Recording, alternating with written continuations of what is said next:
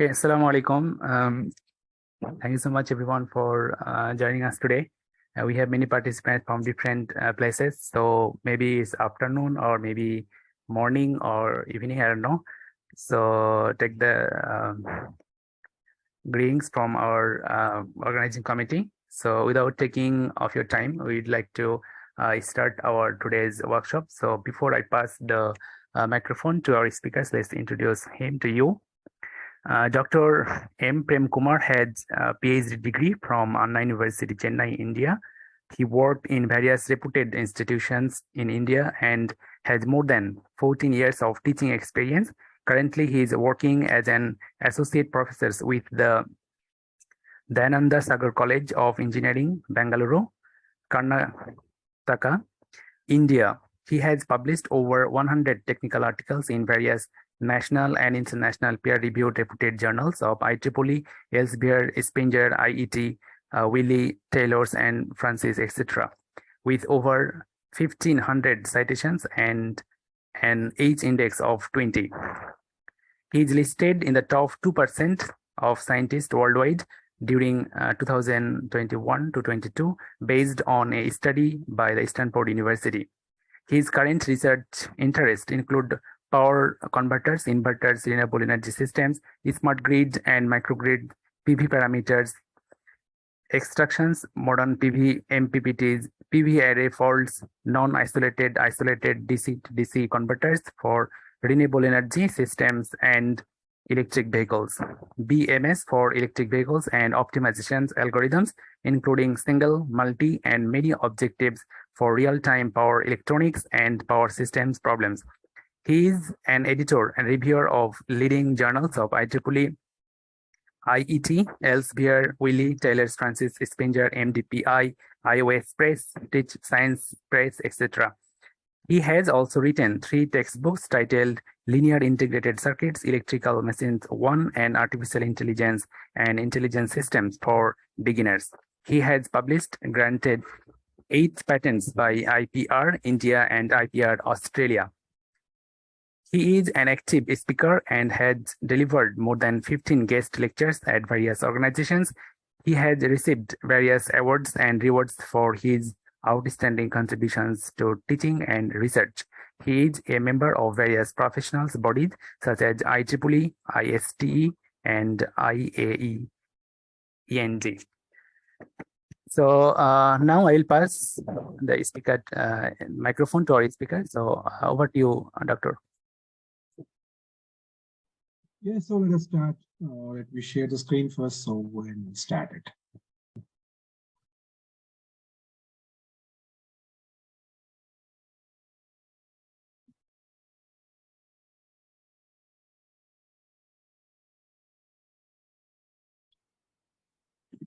I think the presentation is visible, right?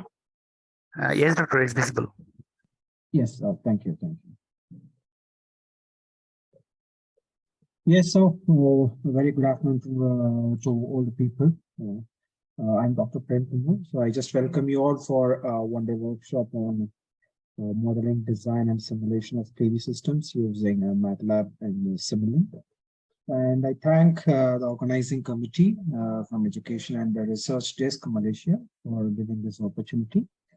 And I guess in today's discussion, so what I'm going to discuss is, so particularly I'll be talking about maximum power point tracking of PV system using ANN methods, okay? And if possibly, if time permits, so I'll be telling you how to utilize Metaheuristic to train the artificial neural network and how it can be applied to the maximum power point tracking applications. So I myself, Dr. Prem Kumar from Dayananda Sagar College of Engineering, India. And this is what today's agenda. First, I'll be talking about the brief introduction to the PV system. So what is cell array and modules, and what are the problems with regard to the shadings, and because of shading and what's happening and what are the impacts, and to get maximum power from the PV system. So what are the things we have to do? And I'll introduce maximum power point tracking.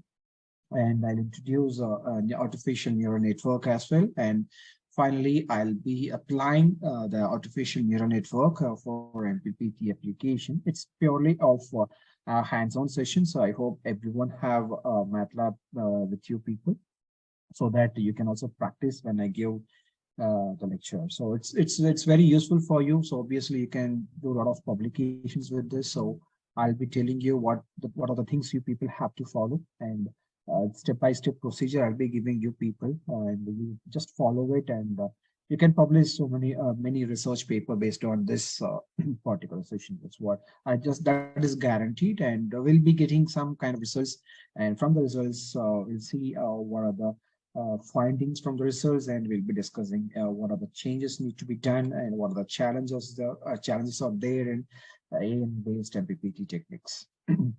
So let me start the actual discussion. So as everyone knows, in today's world, the people are talking about the renewable energy systems. In that renewable energy systems, the most key player is solar photovoltaics. So as you know, the solar photovoltaic cell can produce only a voltage of 0.5 to 0.6 volts, and it can be operated with a few milliwatts to watts of power. So, but if you see all the practical applications, so this the milliwatts of a few watts of power is not sufficient to power it. So obviously what we have to do is we have to connect these cells in series in parallel to get the proper capacity so that we can use it for the real-time loads. So typically, if you see any kind of module, so module as everyone knows, a module is nothing but it's a typical cells are connected in series in parallel with. And mostly, if you look at the module, you can see that the 36 or 54 or 72 or 96 cells are connected in series of parallel ways, so that we can get the required voltage and the required current. Even if you see the panel also, the panel cannot satisfy the actual loads of, suppose if it is a commercial loads or industrial loads. So obviously with the single panel, we cannot meet the demand. So what we have to do is we have to connect multiple modules in series and parallel to get the increased voltage and increased current to satisfy the demand. So this is what the evolution of the photovoltaics. You can see we have a cell, and with a cell we can make a module, and with a module we can make an array. So you can see whether it is a rooftop PV system or a building integrated PV systems, or it is a PV farm. Wherever you go, you can see the array arrangement, that is PV array. You can see. So that's what in today's discussion, what we'll be doing is we'll be taking the module and we'll be taking a simple array, and we'll be applying the MPPT technique, and we'll be seeing how the MPPT can extract the maximum power from the panel. So as everyone knows, if I connect the cells in series, so here, see, before starting the presentation, I just want to tell you people, so presentations are very limited. Just I have some 20-25 slides are there, but it's purely of a practical session. So please show some interest, so that if you interact with me, then obviously we can the discussion will be up for discussion. Obviously, you can say. So let me start again. So if the cells are connected in series, then what will be the module voltage or the output voltage? As everyone knows, we can see that the output voltage of the module is equal to AN into VD minus I into RS. As everyone knows, VD is the actual voltage across the cell in each cell.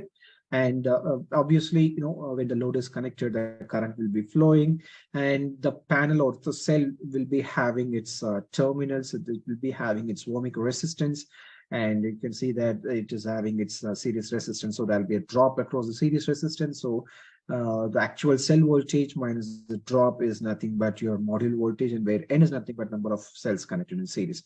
If you look at the PV IV characteristics, you can see that it's IV characteristics, and here you can see that if it is only one cell is there, you can see the voltage is at 0.6 volts. It is open circuit voltage, and this is what your short circuit current. And if I increase the number of cells in series, you can see that the voltage keeps increasing. Suppose if I connect 36 cells in series, so I can get 21.6 volts as open circuit voltage, and this is what your short circuit. Since I'm connecting the cells in series, so obviously it will increase the only voltage level, so you can observe the voltage of about 21.6 is possible if I connect 36 cells in series.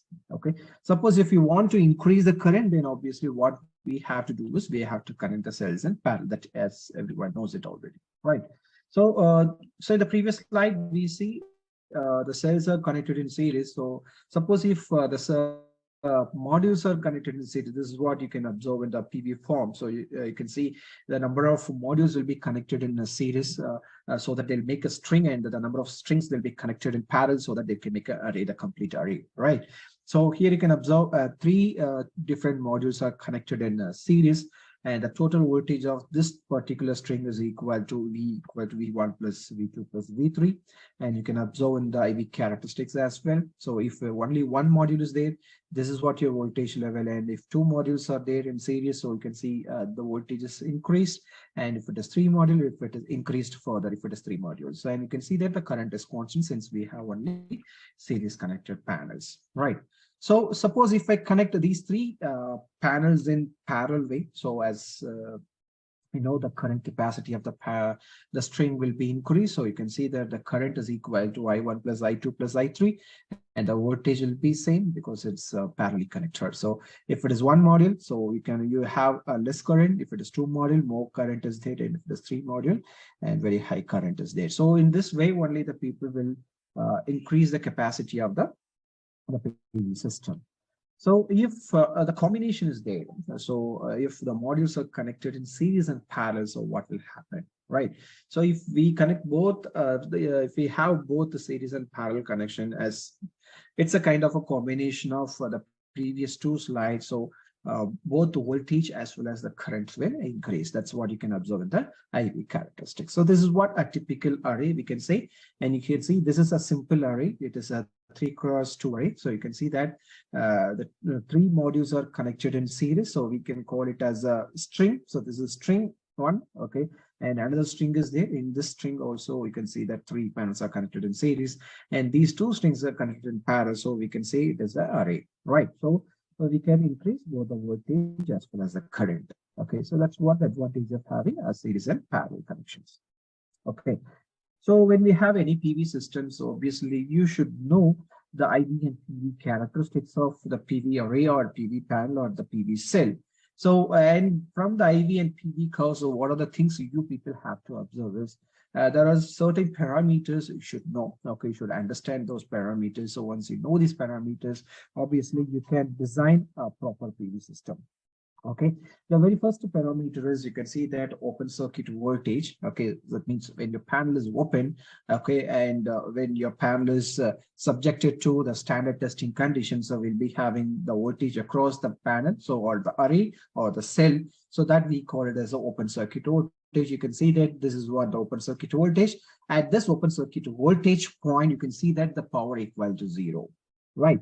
And the other very important parameter is ISC. Okay, that is ISC is nothing but a short circuit current, right? So if I have a panel or array or the cell, if I short the positive and negative terminal at standard testing condition, then I'll be getting this short circuit current. Okay, and at the short circuit current, again you can observe my power equal to 0, because your voltage equal to 0, then obviously the power will be 0. Right, and these are the very two important parameters. Then apart from these two, then what is you should know is, again, there are another three parameters. We call it as maximum power point voltage, maximum power point current, and the maximum power point power. Okay, so this is what the maximum power point, you can see this is what your PV curve, you can observe it. Okay, and this is what your peak point, we can say it's a global point. Okay, so this we call it as a maximum power point. So this point we call it as a maximum power point. So the voltage at which this maximum power point, we call it as a maximum power point voltage, or the rated voltage at standard testing condition, that we can say. Okay, then at the same time, the current at which this maximum power point, we call it as a rated current, or we can say it is a maximum power point current. Okay, and the power at which the maximum power point, we call it as a maximum power, or PMPP. So we call this as a VMPP, and we call this as a IMPP, and we call this point as a PMPP. Okay, so these are the required parameters or essential parameters. You can take it from the manufacturer's data sheet. Okay, so as a PV system design engineer, so what are our duty is, so we have to extract this maximum power from the panel. So for that, we have to have some kind of strategies to get this maximum power. So that's what we are going to discuss in today's lecture.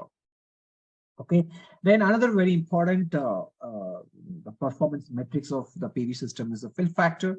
So this fill factor is nothing but it is a ratio of the power at maximum power point to the product of open circuit voltage and short circuit current. Okay, so more the fill factor, we can say the performance of the PV cell or the PV panel or the PV array is very good. That we can say. So this is what the formula to find the fill factor. You can see the FF is equal to VR into IR. That is nothing but VMPP into IMPP. That is power at maximum power point divided by the multiplication of the open circuit voltage VOC and short circuit current ISC. Okay, so typically for the crystalline silicon cells, okay, the FF will be in the range of 70 to 80%. Okay, so if it is more than 80%, that I can say the performance of the PV cell is very good. Okay, so if you want to visualize what is that fill factor is, so for that purpose, you can see that the IV curve is given. Okay, and this rectangle is to map your maximum power point. You can see that. So this is your maximum power point. Okay, so and this is what the current at which the maximum power point, and this is nothing but the voltage at which the maximum power point. So this shaded area, we can say this shaded area belongs to the maximum power point. Okay, the next one, suppose if you want to make your cell or the array, if you want to operate it as an ideal source, so what we can do is, you can see I can draw another shaded area. So this is what the other shaded area. So this shaded area, I can say that my cell is, or my module is, or my array is behaving like an ideal voltage source. Okay, so if this area is increased, then I can say that the performance of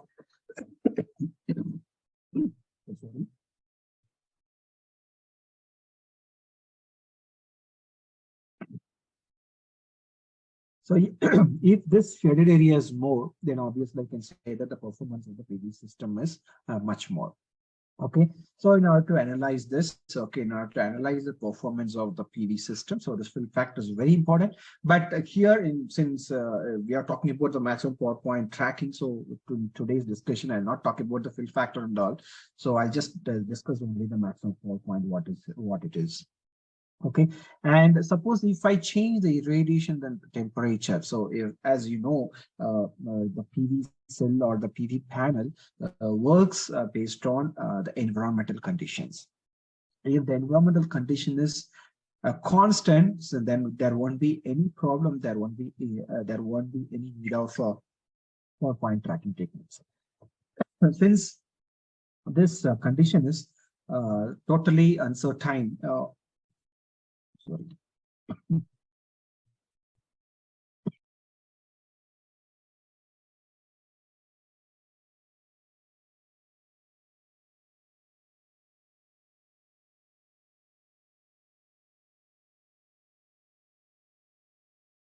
So I'm sorry. Yeah. So as you know, the environmental condition is totally uncertain and it is stochastic. We cannot predict the environmental conditions. So based on the environmental conditions, the PV system behaves in a different way. Okay, that's what here you can see that the IV and PV curve is given for the different irradiation and the temperature conditions. Okay, you can look at this. This PV and IV curve is for a different irradiation condition. Okay, so you can see at 1000 watt per meter square of irradiation, I could able to get the maximum power. I could able to get the maximum power here. You can observe it, right? And if the irradiation is decreased, so yeah, at this point, my radiation is 1000 watt per meter square. So if I reduce the irradiation, you can see that the power point, maximum power point is shifted to this point. Okay, if I reduce further, so from 800 to 600, you can see again the maximum power point is shifted from this point to this point. So as a system engineer or the PV system design engineer, so what we have to do is we have to track this maximum power point continuously, even if the radiation changes. So we have to track it and we have to get the maximum power. Okay, so since the radiation is having more impact on the current, you can see that when the radiation changes, the current is getting changed, the current is getting decreased. So 1000 watt per meter square, it's almost some 6.2 amps a day. And when the radiation changed from 1000 to 800 watt per meter square, you can see the current is about 5. Again, if it is further reduced to 600, you can see the current is very less. So it means what I'm trying to say here is, so if the radiation changes, the more impact is at the current side.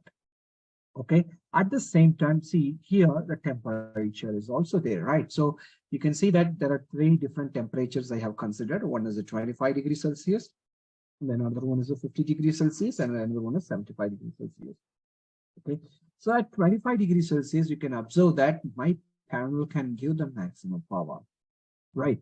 If my temperature is increased from 25 degrees Celsius to 50 degrees Celsius, you can see that the power point is shifted from this point to this point. Okay.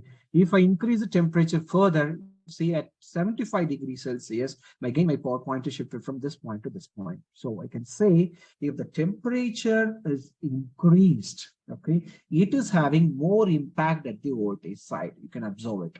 Okay, if the temperature is increased, so it is having increased or decreased, it is having impact at the voltage side. So though we have the impact at the current side, but that is negligible. That you can observe it for 25 degrees Celsius. This is what my current limit, and for 50 it is middle, and for 75 degrees. So they see the current change is very limited, but if you look at the voltage change, it is much heavier. So it's all mathematically proved. Okay, so that I'm not going to discuss here. Okay, so if you want to refer to the equations, so just refer some relevant sources books so that you can get all the mathematical equations. So here, the purpose of keeping this graph is only to show you if radiation and temperature changes, what are the impacts at the PV and IV curve. That's what is shown here. Okay, and these things you can observe in the manufacturer data sheet also. Okay, so they'll be mentioning the temperature coefficient at open circuit voltage and temperature coefficient at short circuit current. Okay, so that they'll be defining in the manufacturer data sheet, that you can take it and you can analyze your working system.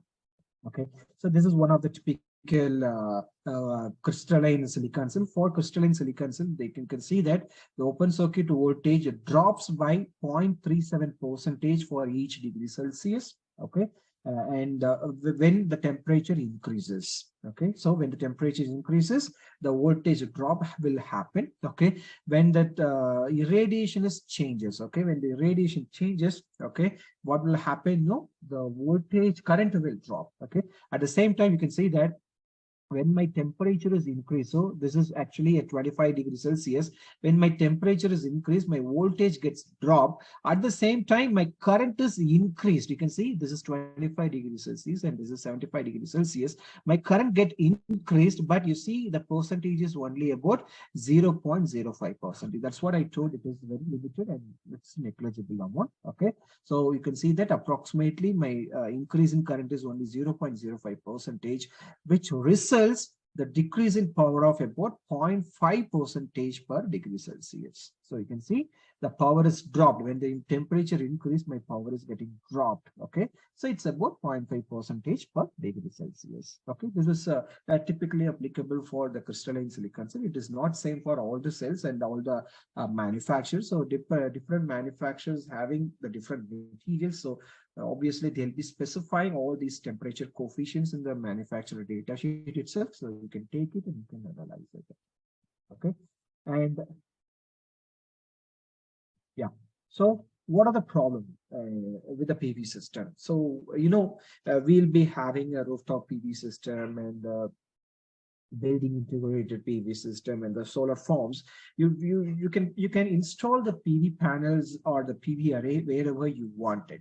Okay, but unfortunately, suppose if it is if you want to install the PV system in your rooftop, okay, the building integrated PV system. So in such case, you can see the nearby building is there, the trees are there, and the cloud passing. So because of all these impacts, okay, you can see that a lot of shading will happen at the panel. So this is what one of the typical illustration of the shading. So this is what one PV array system, and you can see the shading is there. Okay, if shading is there, what will happen? What's the problem if the shading happens? Okay, if it is a normal sunny day, there won't be any problem at all.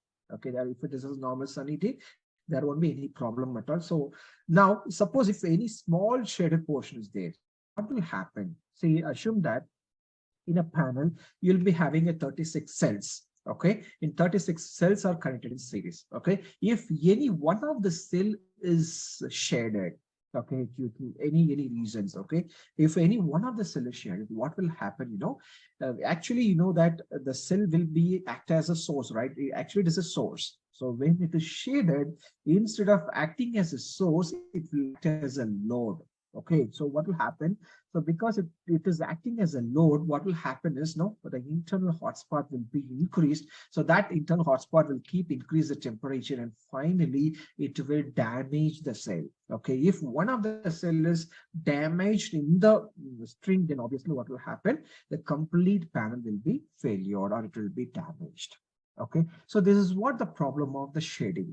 Okay, so in order to remove the shading impact, what the people will do is they'll be connecting a bypass diode across each cell. Okay, you can observe in the picture, you can observe it. This is one of the cell. Okay, this is one of the cell, and across the cell they'll be connecting the bypass diode. Okay, so if it is a sunny day, okay, if it's normal day, there is no cloud, okay, there is no cloud or there is no shading. So in such case, what will happen?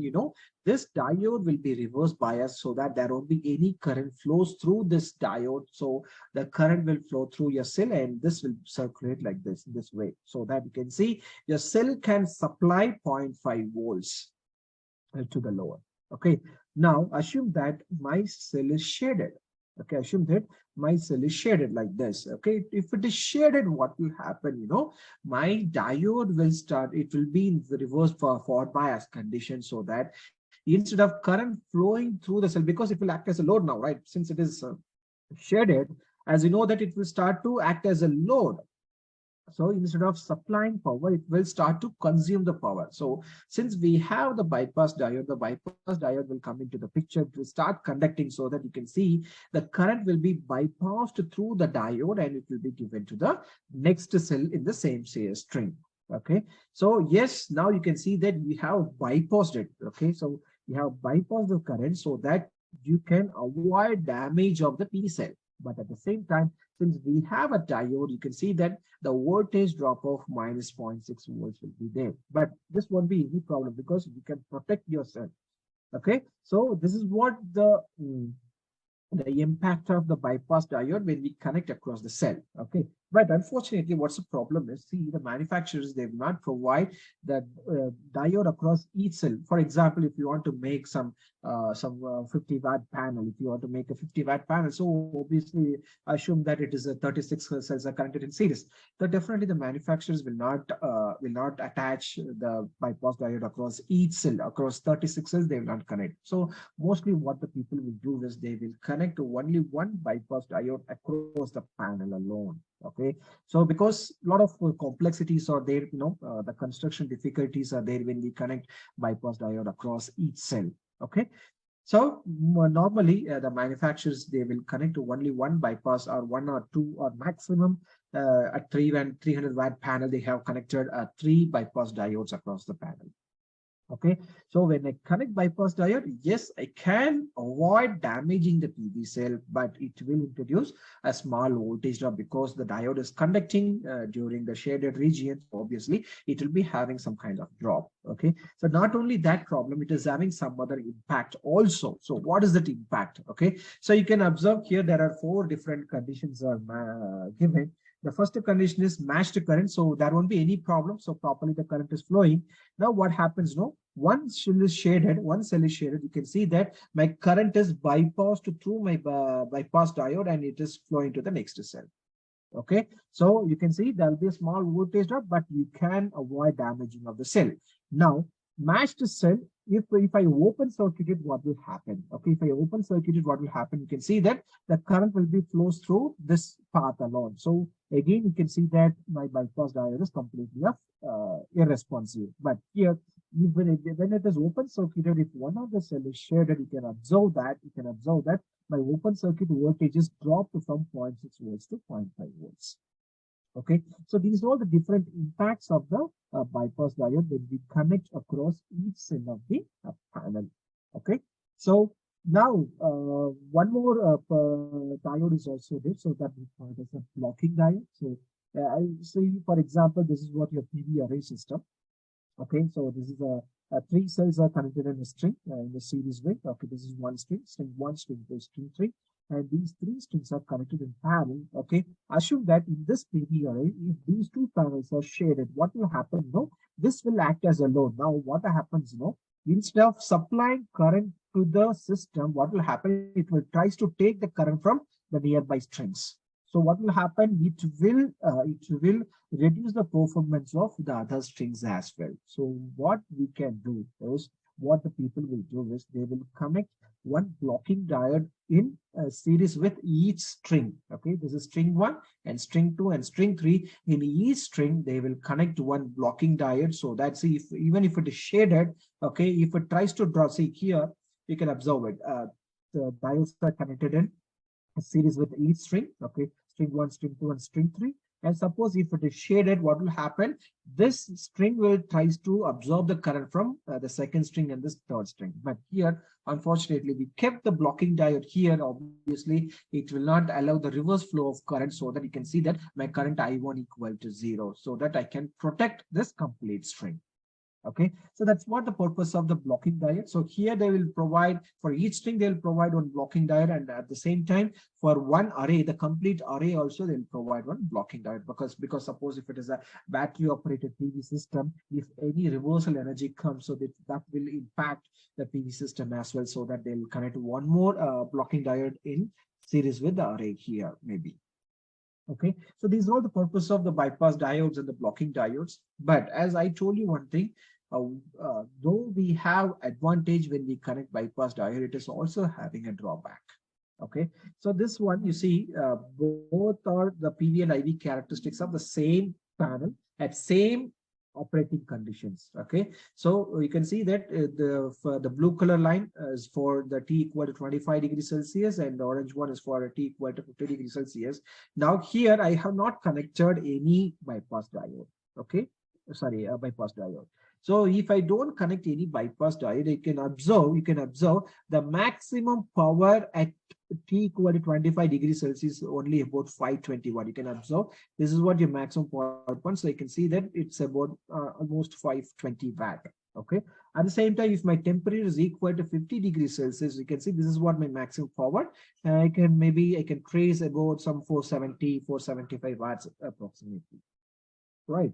Now, for the same system, what I did, I just connected the bypass diode. So when I connect the bypass diode, what you can observe is here in this picture, you can observe the curve is having only one peak. Okay, you can see this 50 degrees Celsius curve is having only one peak, and 25 degrees Celsius curve is also having only one peak. But when we have a bypass diode, you see it is having a multiple peaks of the PV and IV curve. Okay, for example, you take T equal to 25 degrees Celsius, you can see that. So this is peak 1 and another peak 2, and this is peak 3. So there are 3 peaks when I connect a bypass diode. Okay, so in this peak, we can classify these peaks as a local peaks and global peaks. Okay, so here you can see these 2 peaks are local peaks. Okay, these 2 peaks are local peaks, and this we call it as a global peak. Okay, at the global peak, you can see the power is about 580 watt. Okay, it's almost 580 watt. See, suppose if I don't provide bypass diode, I can track the maximum power of 520 watt. But when we keep bypass diode, I can track about 580 watt. Okay, so and similarly, you can see at T equal to 50 degrees Celsius, without bypass diode, I can take only 480 watts. Here you can see it's about 480. But when I keep the bypass diode, you can see that it's almost 520 or 530 watt I can track. Okay, so it's what the advantage of bypass joint, but I told you there are multiple peaks. Okay, this multiple peaks is a very big trouble for the maximum power point tracking system, because when we provide maximum power point tracking system, what will happen? No, sometimes the algorithm will settle at local peak. It will not move to the global peak. So in such case, for example, if your PowerPoint tracking algorithm settles at this point alone, you can see you can track the maximum power of about only 470 watt. It's a very big problem, right? So suppose if it is trapped at this point, if your algorithm is trapped at this point, you can see you can extract the maximum power of about 380 watt. Okay, this is what one of the biggest problem when we have a bypass diode. Okay, so though it is having advantage, it is having a lot of drawbacks, but fortunately, we have a sophisticated maximum power point tracking algorithms are there. So when we introduce some kind of robust maximum power point tracking algorithm, yes, it is possible to track the global peak instead of trapping at the local peak. Okay, that's what our today's discussion. So we'll be doing all these process in this discussion. Okay. And as I told, the maximum power point tracking, as you know, it is a maximum power point tracking is a control system based method that enables PV module to generate all possible power they are capable of MPPT. Okay, so whatever the maximum power is possible, your tracking method can take it and can trace it and can give it to the system. That's what the purpose of having maximum power point tracking. Okay, this maximum power point tracking, it is not the mechanical tracking. So mechanical tracking is different. It's a control system based. Okay, so mechanical tracking, as you know, we have single axis, dual axis, and 3-axis tracking systems are there. I'm not talking about the mechanical based tracking system. It's purely control system based tracking. So I'll be providing some algorithm. The algorithm will do the process of tracing the maximum power. Okay, so based on the differences in the radiation, the temperature, as I told you, the algorithms are used to derive, or used to track, or used to trace the full power from the solar PV array. Okay, so that's the purpose of having a maximum power point tracking. So this is what the complete PV system design. You can see we have a PV cell or PV array at the PV panel. Okay, then after that you can see we'll be having the DC to DC conversion stage. Okay, so here in the DC to DC conversion stage, you can use any kind of converter like buck converter, or boost converter, buck boost converter. All these converters are traditional converters, or you can go with a Chuk converter or SEPI converter or Zeta converter, whatever the converter you have, you can connect at the DC to DC stage. That depends upon the requirement. Okay, and this is your input capacitor. Okay, and this is what your DC link capacitor or the output capacitor, and that is connected to the inverter unit. Okay, it's a grid tied system. Okay, and you can see the inverter unit will be there, and it is connected to the grid. Okay, and to track the maximum power, as I told, I'll be introducing the maximum power point tracking here, and the input to the maximum power point tracking, it may be a voltage and current, or it may be a irradiation and the temperature. So that depends upon the method. You can take the input. So if I go with a traditional method such as the poured up and observation and the incremental conductance algorithm, the voltage and current samples are required to track the maximum power. Suppose if I go with some soft computing based tracking methods, then I can use a solar insolation and the temperature as the input to trace the maximum power. But ultimate aim of this MPPT system is it will provide the proper duty cycle to the converter at the DC to DC stage. Okay, it will adjust its operation and it will tries to match the power between the input and the output. As you know, this MPPT is completely off. It is similar to your maximum power transfer theorem. As everyone knows, the maximum power will be transferred from the load to source to load when your source resistance is equal to load resistance. This is what your statement of maximum power transfer theorem, right? So once again, I'll repeat, the maximum power transfer theorem states that the maximum power will be transferred from the source to load, okay, when my source resistance is equal to load resistance. So how to make this resistance equal to this resistance? So that is done with the help of adjusting the duty cycle. So if I adjust the duty cycle, as you know that the output voltage equation of the boost converter, since in this picture I get a boost converter, as we know the output voltage, the average output voltage of the boost converter is equal to the input voltage divided by 1 minus duty cycle. So that everyone knows, right? So as you know, the duty cycle will be varies between 0 to 1. So if I change the D value for the duty cycle from 0 to 1, I can say that the output voltage, the average output voltage will be adjusted. Accordingly, I can adjust the load resistance so that I can track the maximum power from the source. Okay, so that's what the ultimate aim. So to do this process, we need some kind of algorithms to do this process. So that we'll be discussing, right? And here you can see the complete control grid. Since it is a grid tied system, we'll be having the complete AC control systems also there. Okay, so in today's discussion, I'm not talking about this. I'll be talking about only this. So maybe I'll be taking only the standalone system, and we'll be checking how that MPPT systems works for the standalone system. Okay, and as I told you, when we talk about the MPPT algorithms, we'll be having different types and different algorithms are there. So we have some online algorithms, we have some offline algorithms, and we have some soft computing based algorithm, and we have the meta-heuristic and swarm based algorithms. Okay, the first one is the traditional or the online algorithms. So you can see that we have the per urban observation algorithm, and we have the incremental conductance algorithm, and hill climbing and sliding mode control. So these are all the online control systems or online controllers to track the maximum power from the PV array.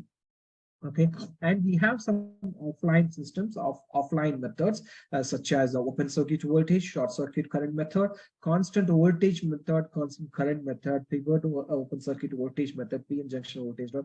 And these are very old methods. Okay, but it is completely of offline methods. But nowadays the people are not using these offline methods. So even in the commercial systems, the people still they are using only power observation and incremental conductance algorithm. And we have some soft computing based methods as well. So we can say the fuzzy logic controller, we can use it, and artificial neural network, we can use it to track the maximum power. Okay, as I told, in our today's discussion is completely about artificial neural network based MPPT. And we can use some kind of evolutionary algorithm, and we can use some kind of adaptive neuro system so that you can track the maximum power. So these are all the soft computing based, and we have the meta-heuristic based. You can see the meta-heuristic algorithms such as ant colony, artificial bee colonies, bat search, and cuckoo search, firefly, grasshopper, werewolf, salswap, whale optimization, PSO, moth swarm, okay, and moth flame, chicken swarm. So we have we have thousands of meta-heuristic algorithms. We can apply all the meta-heuristic algorithms to, for this particular application. Okay, and we have one more classification also, hybridization. What is it, hybridization? So they will try to hybridize between two meta-heuristic systems, or one meta-heuristic and one soft computing, or one meta-heuristic and one traditional, or one soft computing with one traditional. So we have different hybridization methods also there. Okay, in today's discussion, I will be discussing one is standalone EANN system, and I'll be introducing the hybrid system also, how the hybrid systems are works, and possibly I'll be telling you how the meta-heuristic algorithms are useful to tune the soft computing techniques to track the maximum power. So that everything will be discussing in today's lecture.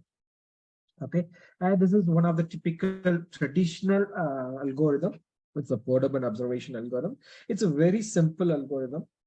It's a very simple algorithm, and as I told, still in the commercial markets that people are using portable observation algorithms. Okay, you can see first this algorithm will read the current voltage and current of the panel. Okay, from the voltage and current samples, it will calculate the power.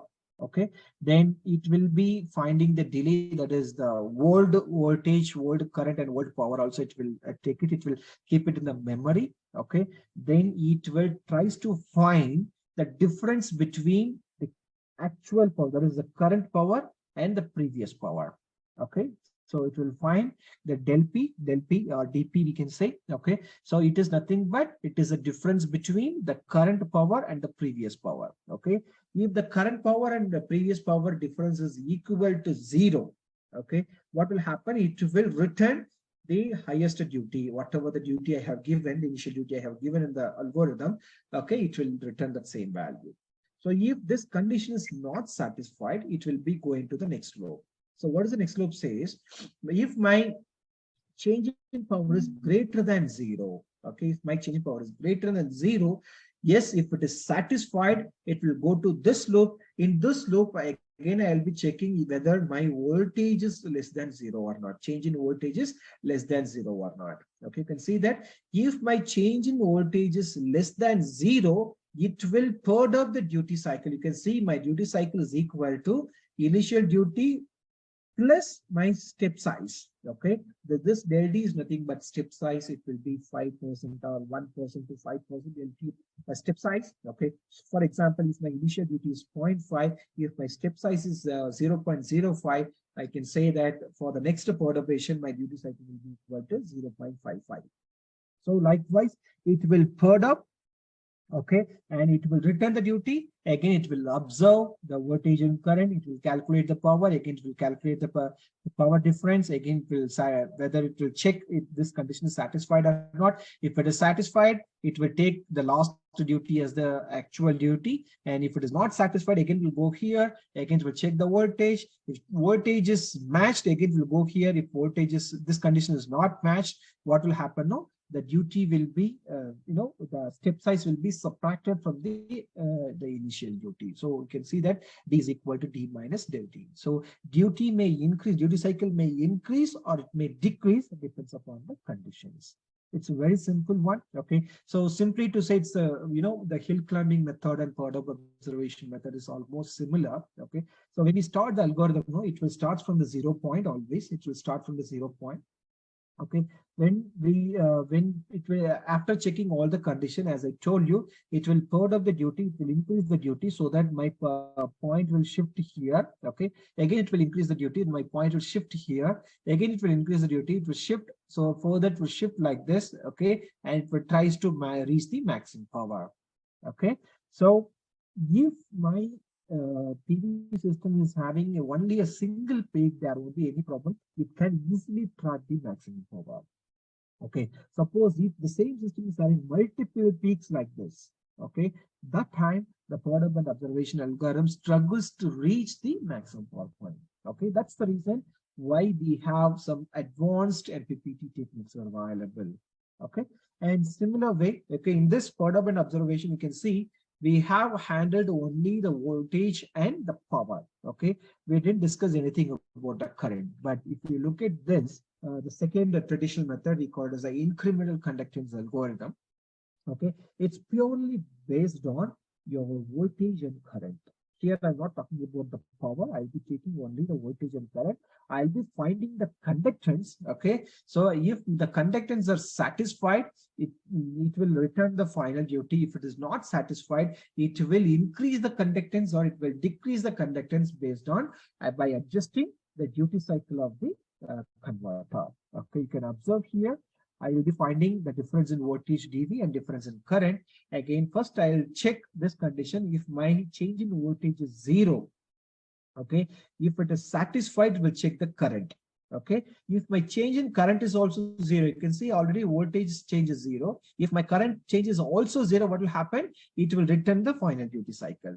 Okay, if it is not satisfied, what will happen? It will check whether my change in current is greater than 0 or less than 0. If it is greater than 0, it will increase the duty so that it will increase the conductance, okay, and will return the final duty cycle. If it is not satisfied, it will decrease the duty cycle. So in similar way, this side also you can observe it. If this condition is not satisfied, if my dV is equal to 0, if it is not equal to 0, okay, then it will check the conductance. You can see I by V is your conductance. It will check the conductance.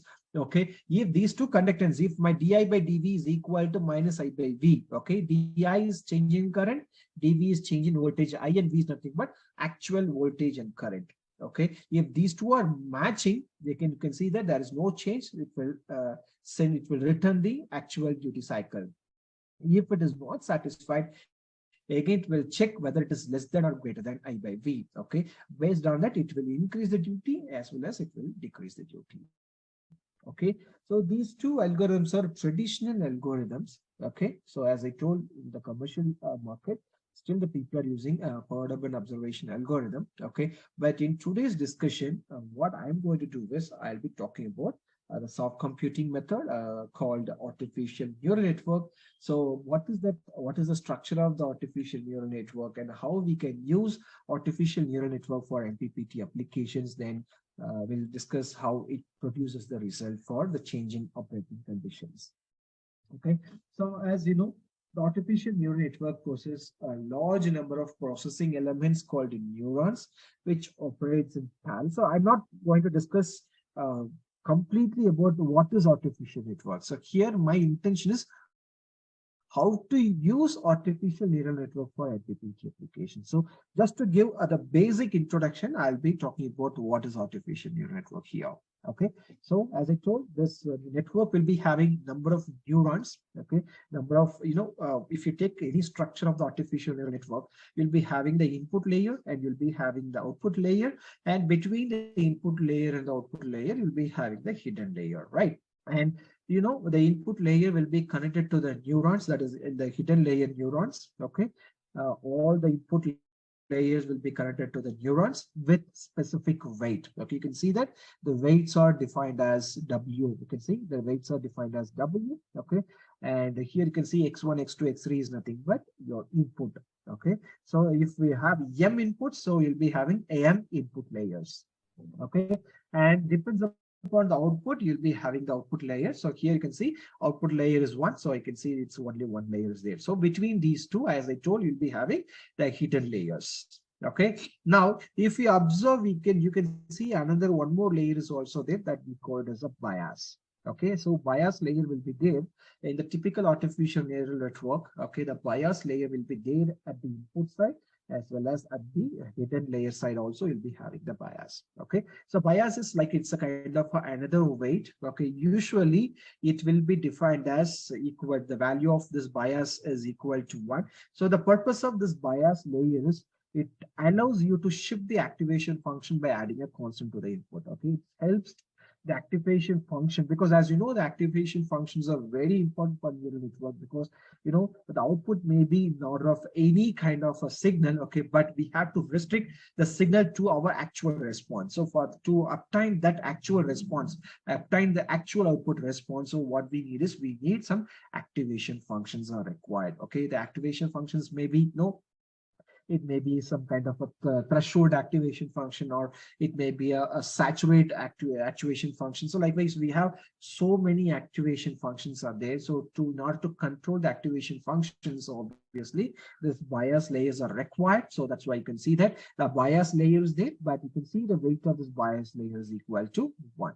Okay, and what will be my output is, the function of my number of neurons, it is equal. You can see the sum of my weight into input. Okay, as you know, this W is nothing but your weight. Okay, and X is nothing but number of inputs, and where I is nothing but I denotes the current weight. Okay, because for example, I'll just take this, you can easily understand. Okay, you see that there are 4 input layers are there, and there are 2 hidden layers are there. You can see the hidden neurons are there. You can see the input, each input is connected to the neurons. You can see the neurons in the hidden layer. Okay, so in order to represent how many which input layer is connected to the hidden layer, that can be represented as Wi, and where J is nothing but the J indicates your number of neurons. So J is equal to 1 to N, so where N is nothing but total number of neurons. Okay, and plus Bi is there. So B, as I told you, it is a bias layer. Okay, so the output of this complete neural network will be equal to summation of the weight into the input plus the bias. So bias also we have to consider. So without that, we cannot proceed with the system.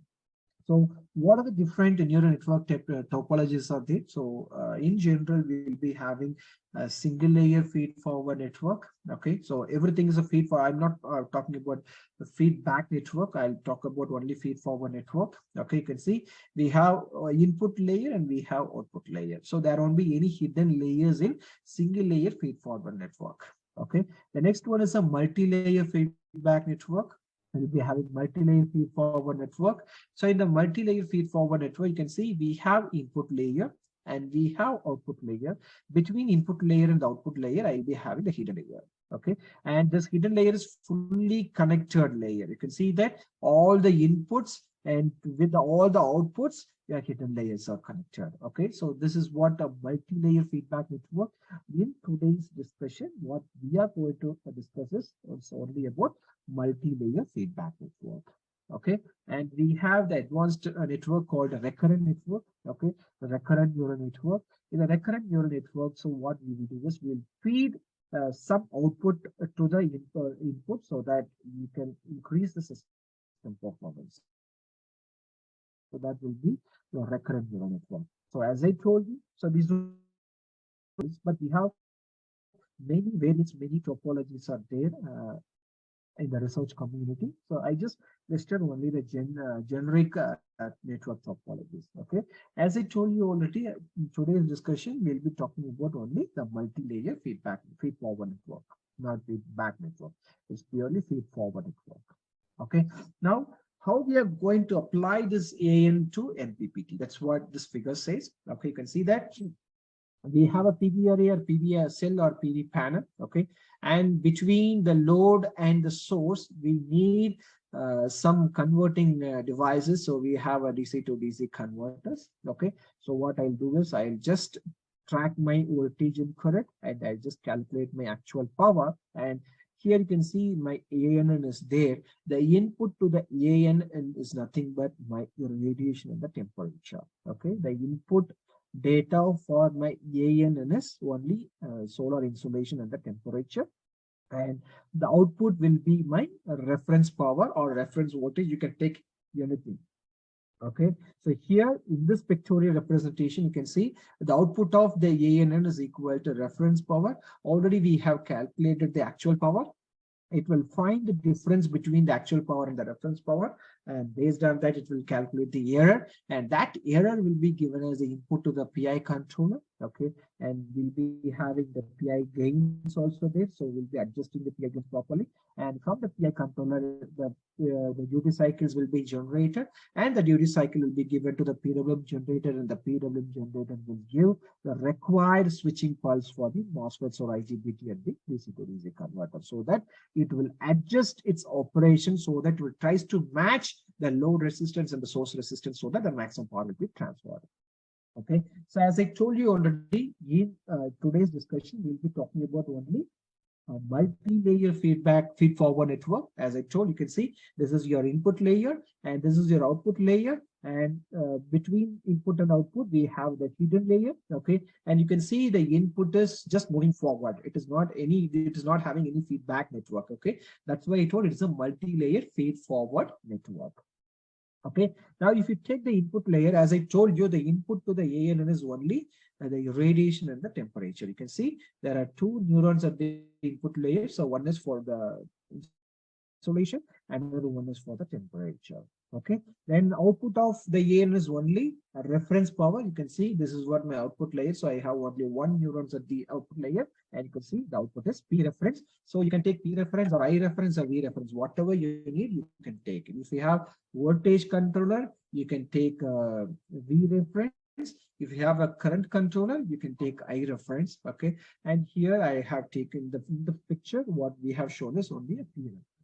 Okay, and between these two, as I told, the hidden layer and the number of neurons in the hidden layer, that is user defined value. Okay, you can select how many neurons need to be connected between the input layer and output layer. That you can select it and you can run the system. You can train the system with the number of hidden layers. Okay, and for this complete process, we need some cost function or the fitness function. Okay, so here for complete this MPPT application, I have taken the mean square as the cost function or the fitness function. Okay, it is equal to 1 divided by n, summation I equal to 1 to n, and summation j equal to 1 to m.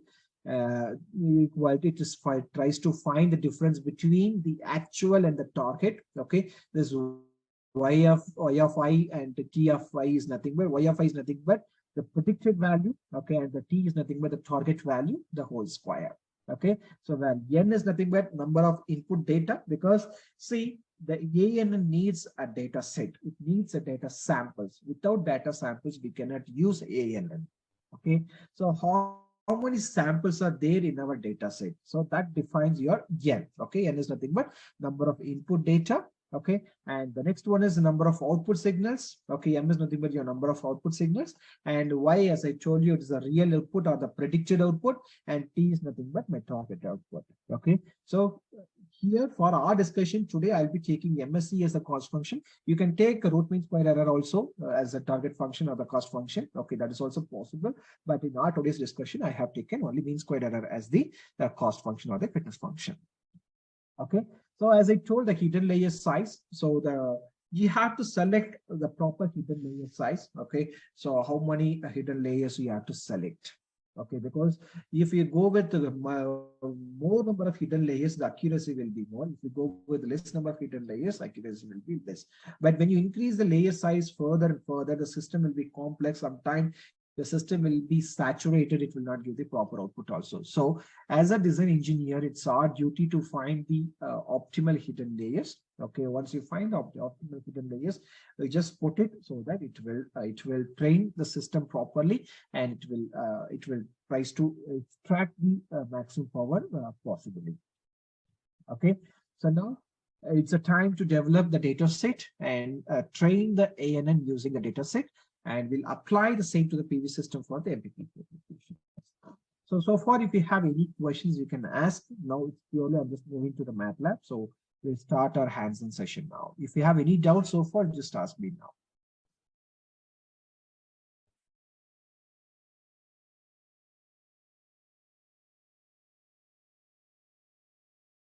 You have any doubts?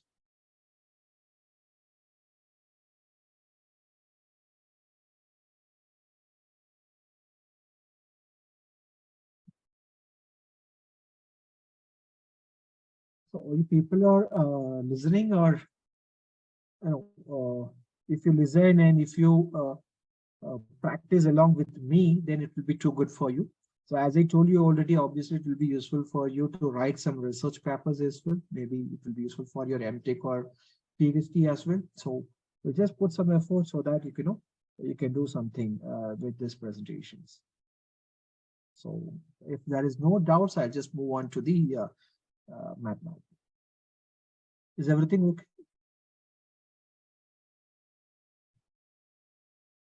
Yeah, no. Okay, so I'll just, someone has raised hand. So any doubts? Yeah, just want to ask, thank you, Dr. Prof. Just want to ask how you can determine the initial hidden layer of the ANN, because I heard that you are going to explain how we can have a proper number of layers so that we will avoid computational difficulties. So how can you determine the initial hidden layer? Yeah, see, I'll just tell you one thing. So first, before using artificial neural network, first thing what you have to decide is how many inputs you want to feed. So more inputs, your system will be trained properly. If you have very less inputs, then obviously the system training will not be proper. Then it will not give the accurate results. So first you decide a proper inputs, how many inputs you want to give. Okay, and what output you are expecting, in that also you have to be very careful. That's what I told you in the presentation slide. What I have shown is P reference as my output. Okay, so suppose if you want to go with the voltage controller or the current controller, so based on the controller you have to decide what should be your output. So suppose if I use any voltage, because in MATLAB session, what I'm going to do is I'm going to use the voltage controller. So for voltage controllers, then what I'll be doing is I'll be taking the reference voltage as the output. Okay, so in that, these two aspects, you have to be very clear. Then between the input layer and the output layer, as I told, the hidden neurons. So how to select the hidden neurons? So there is no hard and fast rules. Okay, so the only way to find the proper hidden layer is trial and error. So we have some meta-heuristic algorithms also. We can put some meta-heuristic algorithm and we can formulate one fitness function, and your algorithm can find the actual or the optimal neurons required for the system. So that will be the out of context of today's discussion. That's what I'm not going to discuss. In today's discussion, what we are going to do is we are going to select the number of neurons on trial and error basis. I hope this is clear. So I'll just show you the impact. If I go with the less number of neurons, if we go with the more number of neurons, what will be the impact that you can see in today's discussion? Yeah. I think one question is there. Yeah. I'm okay. Yeah, thank you. So if everything okay, I just move to the MATLAB now. So just move to the MATLAB. I hope the screen is visible. So the first thing, what you have to do, okay. So first, what I do know, I'll just show one research paper to you. Okay, this is one recent paper published. Okay, so this I'll show you here. You see, this paper is published in Engineering Applications of Artificial Intelligence in the year 2020. So here you can see that particles form optimization trained feed-forward neural network for predicting the maximum power point of the photovoltaic. So some of the pictures are taken from this paper only. Okay, I'll just show you. Okay, you can see that this is what the picture what I have shown in the presentation slide. Okay, because this author have taken the reference, the output layer as the reference power, but what in today's discussion I'll be taking the voltage as the reference output. Okay, this is what the layer structure what I have shown in the presentation slide, and here what are the things you should know. Okay, so that I'll just show you. Okay, so here you can see that when we go with any artificial neural network based system, the very first thing what you should know is you should know the data set. You should have the proper data set, because we have to train our network, and that trained network, we have to keep it in the real-time system, and we have to check how it is going to predict the required output. Okay, that's what we are going to do. So to start the neural network based MPPT, first thing what you should know is you should create a database. If you have a database with you, it's not a problem. Okay, if you don't have a data set, you have to create data set for your own system. Okay, how to create the data set? Okay, so that's what the first one you can see here. This is what for the data set creation. Okay, so for today's just one solar cell. Okay, I'll just show you what I have taken.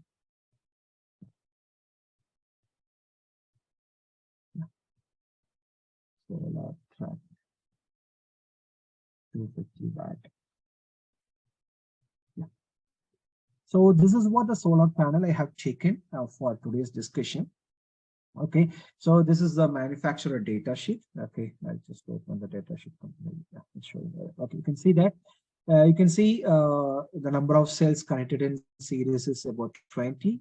Okay, and you can see the maximum current, that is current at which the maximum power point is about 8.17 ampere, and the voltage at maximum power point is about 30.6, and the short circuit current is 8.71, and the open circuit voltage is 36.3 volts, and the temperature coefficient at short circuit current is about 0.06 percentage per Kelvin. And this is what your temperature coefficient of power, and this is a temperature coefficient of voltage at a temperature coefficient of open circuit voltage. It's about minus 0.12 watt per Kelvin. So this I have taken for today's discussion. So what I have did is, first I have taken my short circuit current, how much it is. Okay, I just put my maximum current, okay, at the standard testing condition. See here, whatever the maximum current, the maximum voltage, and the maximum power, what they mentioned is only at standard testing condition. So what is the standard testing condition? That you should know first. Okay, the standard testing condition is nothing but the irradiation is at 1000 watt per meter square. Okay, and the temperature is at 25 degrees Celsius. This is what we call it as a standard testing condition. Okay, so it's a 250 watt panel. So if it is a 250 watt panel, this 250 watt can be possible only at standard testing condition. So at STC, I have taken all these values. So this is my short circuit current, and this is my maximum current at standard testing condition, and open circuit voltage, and the maximum voltage at standard testing condition. And these are all my temperature coefficient. This is my current temperature coefficient. This is my voltage temperature coefficient. Okay, so these are the things I have to see. I'm just creating a database, a data set now. Okay, so I have taken alpha, I have taken beta as well. Okay, so now you see that, as I told, the standard irradiation, standard testing condition, at standard testing condition, my irradiation is equal to 1000. Okay, and my temperature TSTC is equal to 25 degrees Celsius. That I have taken now. Okay, so now what I'm going to do is I'm going to create 10,000 samples of input and the target that I'm going to create. Okay, so that I kept one loop. So for I is equal to 1 to 10,000, I kept it. Okay, then after that I just define this Tmin and Tmax we have to define. Okay, so that depends upon the user. Okay, you can, if you want to give a Tmax of up to 60 degree, you can give up to 60 degree also, not a problem. Okay, so I have taken my minimum temperature is 15 and the maximum temperature is 35. So this is in degrees Celsius. So Tmin is 15 degrees Celsius and Tmax is 35 degrees Celsius. And from this, I'm going to generate a temperature sample. So you can see that it will, I'm just generating the random temperature. Okay, I'm just generating some random temperature between this Tmax and Tminimum. So my T is equal to Tmax, my Tminimum into rand. It's a random number between 0 to 1 plus Tminimum, so that it will generate the random temperature. Okay, so if you have a doubt, so I'll just run the simulation. You can observe it. I just put one stop point here. I'm just running it. Okay, and you can see that, yeah, you can see the temperature is now 23.43, right? So it is between 15 to 25. So suppose now again I'll stop it. I'll stop this again. I'll put stop point here again. I'll run it. Okay, you can observe now the T is equal to 30 degrees. So it means 33. So it means for each sample it will generate the random temperature. Okay, so in the similar way, I'm just generating random irradiation also. Okay, so I'll be generating the random irradiation between 0 to 1000 watt per meter square. Okay, so my G is equal to G max minus G minimum into rand plus G minimum. So this rand again is a uniform random number between 0 to 1, so that it will generate random irradiation. Okay, so what I did so far is I just generated random temperature and the random irradiation I generated. Okay, then after that, for this random temperature and the random irradiation, okay, I have to calculate, I have to compute my maximum voltage, maximum current, and the maximum power. Okay, so here also we kept already the maximum current is there and maximum voltage is already there, but these current and this voltage is applicable only for standard testing condition. But here I generated some random temperature and the random irradiation. For this random temperature and irradiation, I have to calculate. Okay, I have to calculate what will be my maximum current and what will be my maximum power and what will be my what will be my maximum voltage and what will be my maximum power. That I'll be calculating it. Okay, to do this process, so here I have taken the equation. Okay, so you can see if you want to calculate the maximum power at random irradiation and the temperature, and this equation I'll be taking. So this maximum current at standard testing condition into G divided by GSTC. So G is nothing but the random temperature. Okay, and GST is nothing but your not temperature, it's a random insolation. And GST is nothing but a standard testing condition insolation. Okay, into 1 plus alpha is nothing but your temperature coefficient of current, okay, that is 0.06, and into T minus TSTC. Again, T is nothing but random temperature what we are going to generate, and TSTC is nothing but standard temperature. Okay, with the help of this equation, I can generate, okay, I can generate my current at different temperature and different insulation. Okay, the next one, VMPP I have to calculate. Okay, so VMPP is equal to VMP, that is my standard testing voltage, plus beta. Beta is nothing but again temperature coefficient of voltage into T minus TSTC. As you know already, the current is completely based on your irradiation, but it is having less impact at the temperature. But your voltage is completely depends upon your temperature. That's what this equation says. You can see I have given some sample or reference equations also. You can see that my V is equal to VSTC, that is your VMPP, plus the temperature coefficient of voltage into T cell, that is the actual cell temperature, minus the standard testing temperature. Okay. So it's all there in the textbooks. You can refer it. Okay, these equations are there. So I'm just generating the random voltage also for the random temperature and random insulation. Okay, so once this is done, I can easily calculate the power. The power is nothing but the multiplication of voltage and current, so that I can calculate the power. Okay, so now I just, as I told you, for the artificial neural network, okay, for the artificial neural network, what you need is you need the input data and you need the output data. Okay, so as per the presentation, what I told, the input for our ANN is only G and T.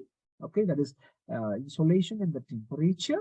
Okay, and the output of the ANN is V reference. So for today discussion, I have taken my output is equal to V reference. So you can see that, you can see my input is equal to G and T and my output is equal to VMPP.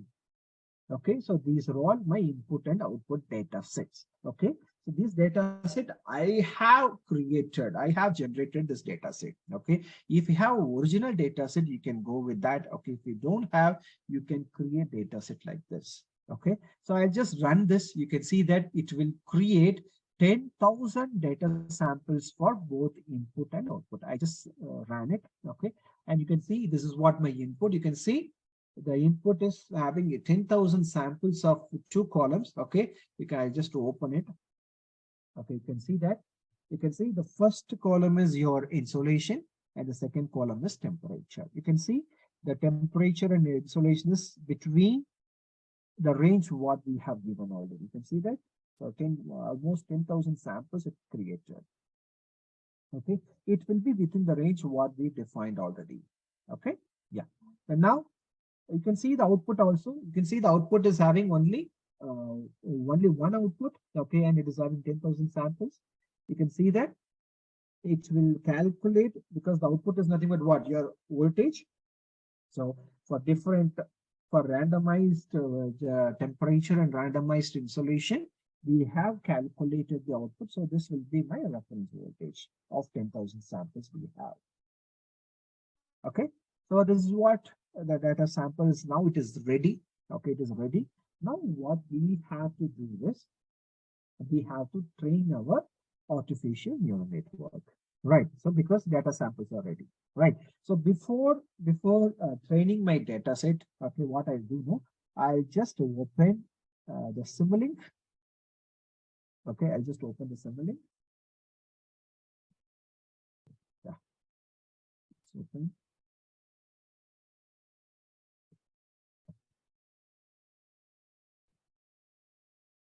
This is what our Simulink block. As I told, it's only a standalone system. We don't have any grid system here.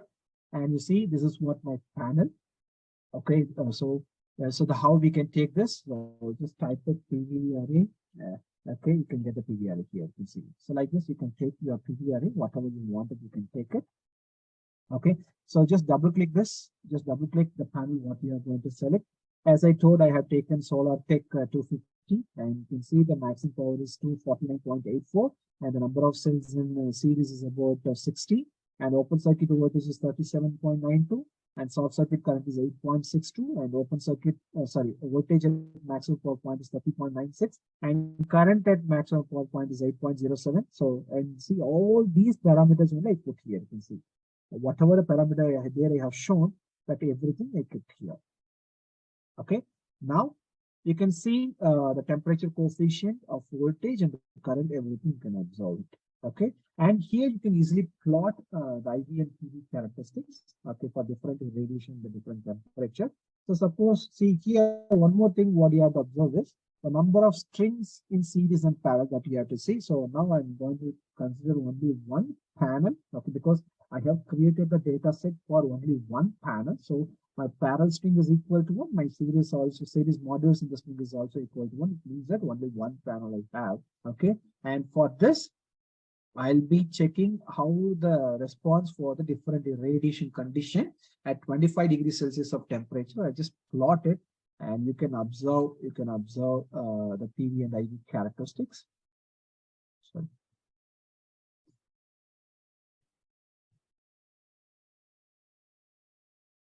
Yeah. So this is what your maximum power point. Okay. You see, this is maximum voltage and the maximum current at standard testing condition. And this is what your maximum power. You can see a 249.847. That's what is defined here. You can see 249.8472 at 1000 watt per meter square and 25 degrees Celsius temperature. As you know, when the insolation changed from 1000 to 500 watt per meter square, you can see my maximum power point is shifted here. And you can observe this is what my maximum power. You can see at 500 watt per meter square, it can generate the maximum power of 125 watt. Okay.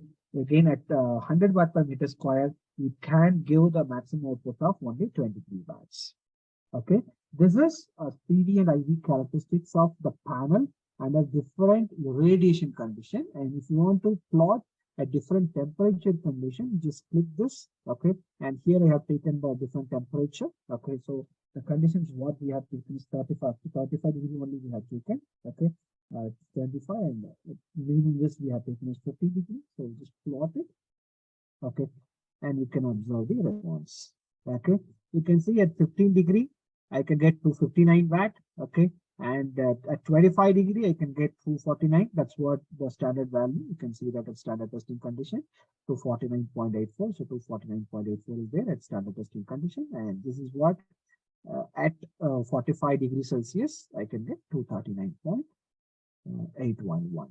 So this is how you can easily plot IV curve and the PV curve for different insolation and different temperature conditions. Okay. So after that, what you can do is, as you know, this is what your PV array, and the input to the PV array is what your irradiation and the temperature. So you can see the irradiation is 1000 I have given, and the temperature I just committed a constant block of 25 degrees Celsius.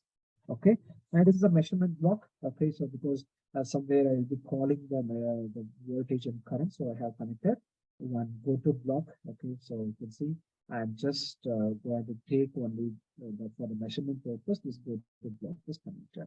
And the output of the PV array is only of DC volts, so that is given to the boost converter. This is what we have seen in the presentation, right?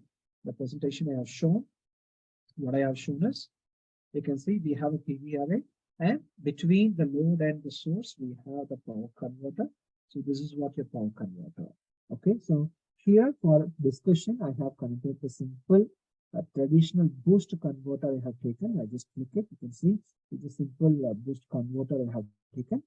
And this is your input capacitor, and this is the output capacitor. You can see the output capacitor is also here. Okay, and this is your inductance. Okay, so the inductance value I kept it as 4 e power minus 4, and the input capacitor I have selected as a 220 microfarad. Okay, and here I have taken the IGBT. Okay, you can take any switching device, either you can take MOSFET or IGBT. So I have taken the IGBT, and I consider this device as an ideal device. So you can see that I took the resistance 0, okay, and the forward voltage drop is 0. So just to see the tracking is proper or not. Okay, that's why I kept all the devices are ideal devices. Okay, and next diode is also taken, and the diode also I have taken as ideal diode. You can see the resistance is 0 and forward voltage is 0.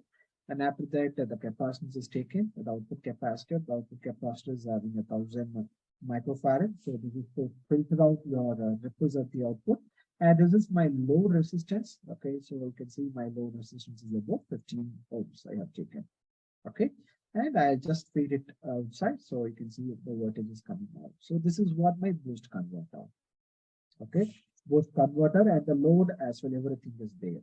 Okay, so now what we have to do this, as I told you already, the maximum power is adjusted by adjusting the duty cycle. Correct? So for that purpose, what I do is I have considered the controller. This is the controller based on the neural network. Okay, so I just click inside. You can see what is there inside. Okay, so I just trained a lot of networks and I just kept everything here.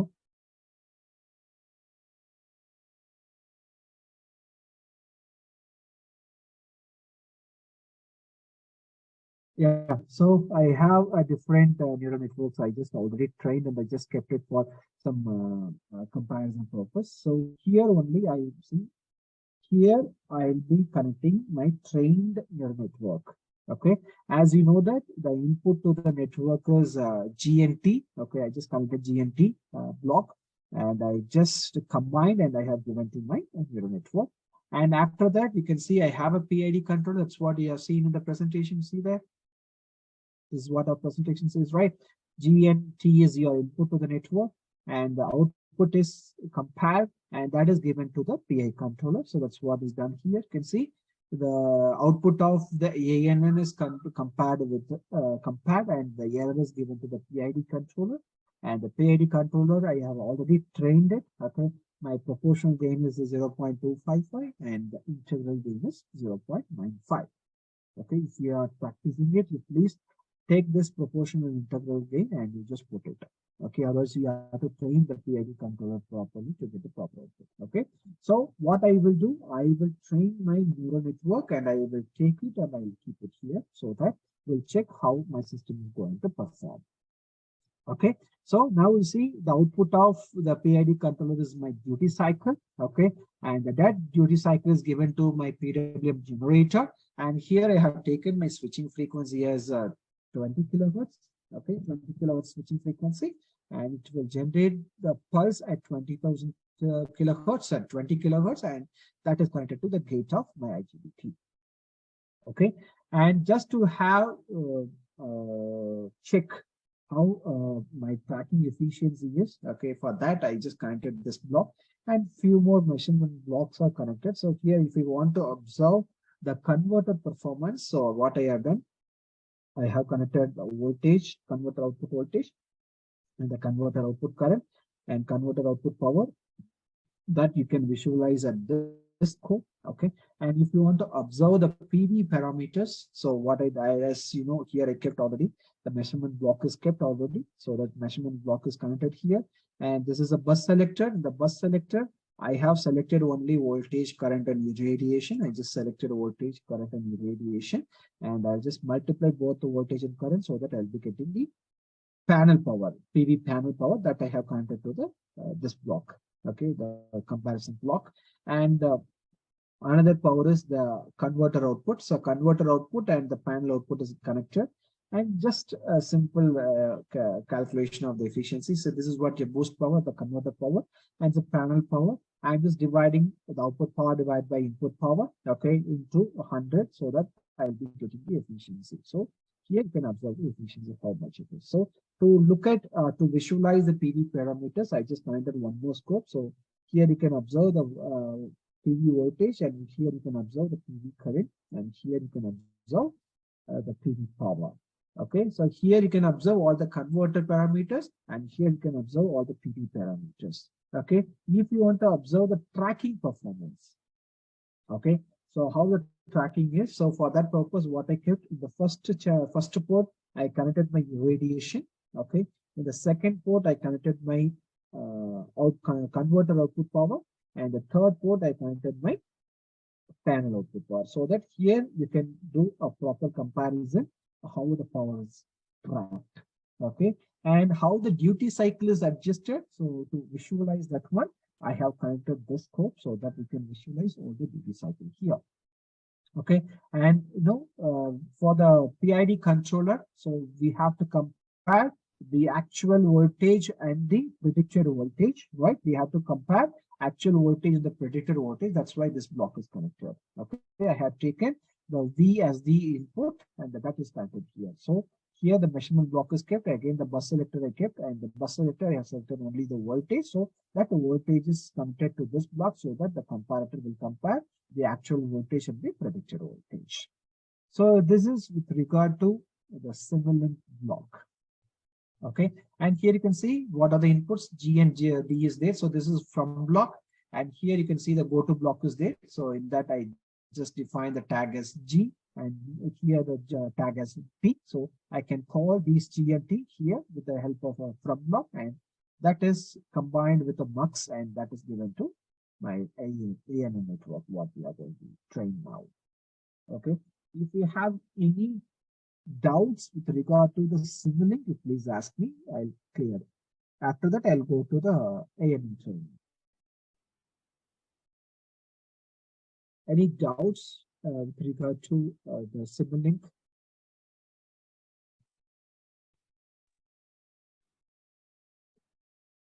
Just discuss something so that it will be, it will motivate me to talk more.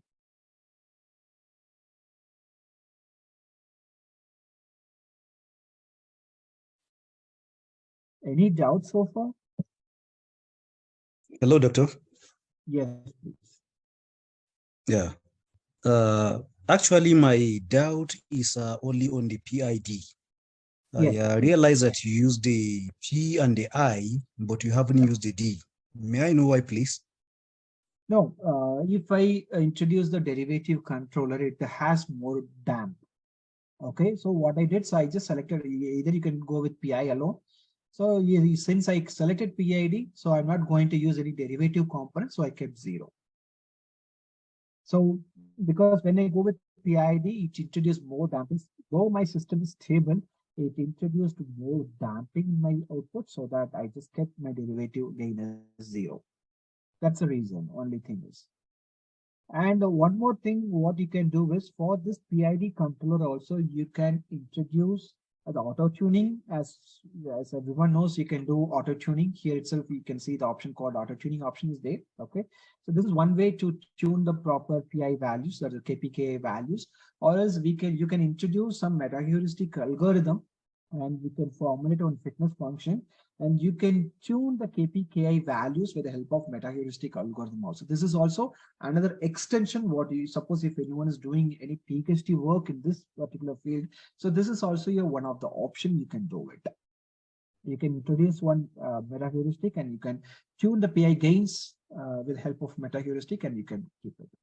And you can analyze the system performance with the help of the time domain specification, so that you can show your novelty with respect to the algorithm. Any other doubts, sir? Thank you very much, sir. So in the tuning, may I use MRAC, model reference adaptive controller? Obviously, you can use. Yes, you can use. So instead of this PID controller, you can use any kind of controller. Even you can use SMC also you can use, or MPC also you can use. It's not a problem. Since this is a simple system, yeah, it's a simple system. We have taken PID controller. Yeah. Thank you, sir. I'm okay. Yeah. Again, it's an option for your research purpose. So you can replace this PID with the SMC or MPC. Yes, you can further extend the system. You can show the novelty as well. Yeah. Any other doubts? Yes, if not, I'll just move on to the ANN training now. Okay, it's very simple. Okay, so you just follow the steps. So what I'm telling you now. Okay, so it's very simple. See, suppose if you are using the MATLAB less than 2020B, okay, you can type NN tool. Okay, you can type NN tool. It will open this window. Okay, it will open this window. You can see this is what the window. Okay, but here itself you can see the warning. So the NN tool will be removed in a future release. Okay, so what it is suggesting is use NN start. Okay, so I request everyone, you just type NN start. You can just type NM start and just click it, and you can see it will open the neural network toolbox. Okay, so it has shown the multiple options. Okay, the first one is for fitting. Okay, it's a kind of curve fitting, and the second one is a pattern recognition, and this is for clustering, and this is for time series prediction. Okay, so it depends upon the application. You have to select what app you want it. Okay, so time series prediction, suppose if you want to predict the load or power or the PV power and PV radiation, if you want to predict any values or load forecasting, wind power forecasting, or PV power forecasting, for all those applications you can use a time series app. Or if you do any clustering application, so if you have a big data is there, and if you want to cluster the data into the subclusters, so you can use the clustering app. Okay, if you want to recognize, if you want to classify anything, you can use a pattern recognition app. But what we are going to use is a fitting app. Okay, so just click the fitting app. Okay, it will open this. Okay, this window will be opened. Okay, so here you can observe this one is applicable only for your feed-forward network. Okay, feed-forward network. You can observe the network here. The input is there, output is there, and between that you will be having the hidden layer of the output layer. Okay, so after opening this, you can see at the bottom, you can see the next button is there. Just click the next button. Okay, and here you have to fetch all your input and output data set what you have already. Okay, so since our input and output is there at the workspace, so simply just click this and it will show all the parameters, all the files there in your workspace. So we already created the input data set. So I just scroll it and you can see your input is there already. I just selected input.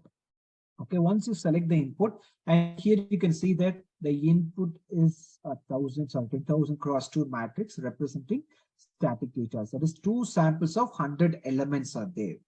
So this is completely wrong because it is there in the matrix column. So we have to keep a matrix row. So just select it as a matrix rows, because now you see that when I change to matrix rows, you can see that 10,000 samples of 2 elements, because your input is 2 and we have 10,000 samples. Suppose if we go with a matrix column, what it is showing, you can see that it is showing only 2 samples of 10,000 elements. It's completely wrong. So you have to select the proper sample. So now my samples are matrix rows, so that I have 10,000 samples of 2 elements.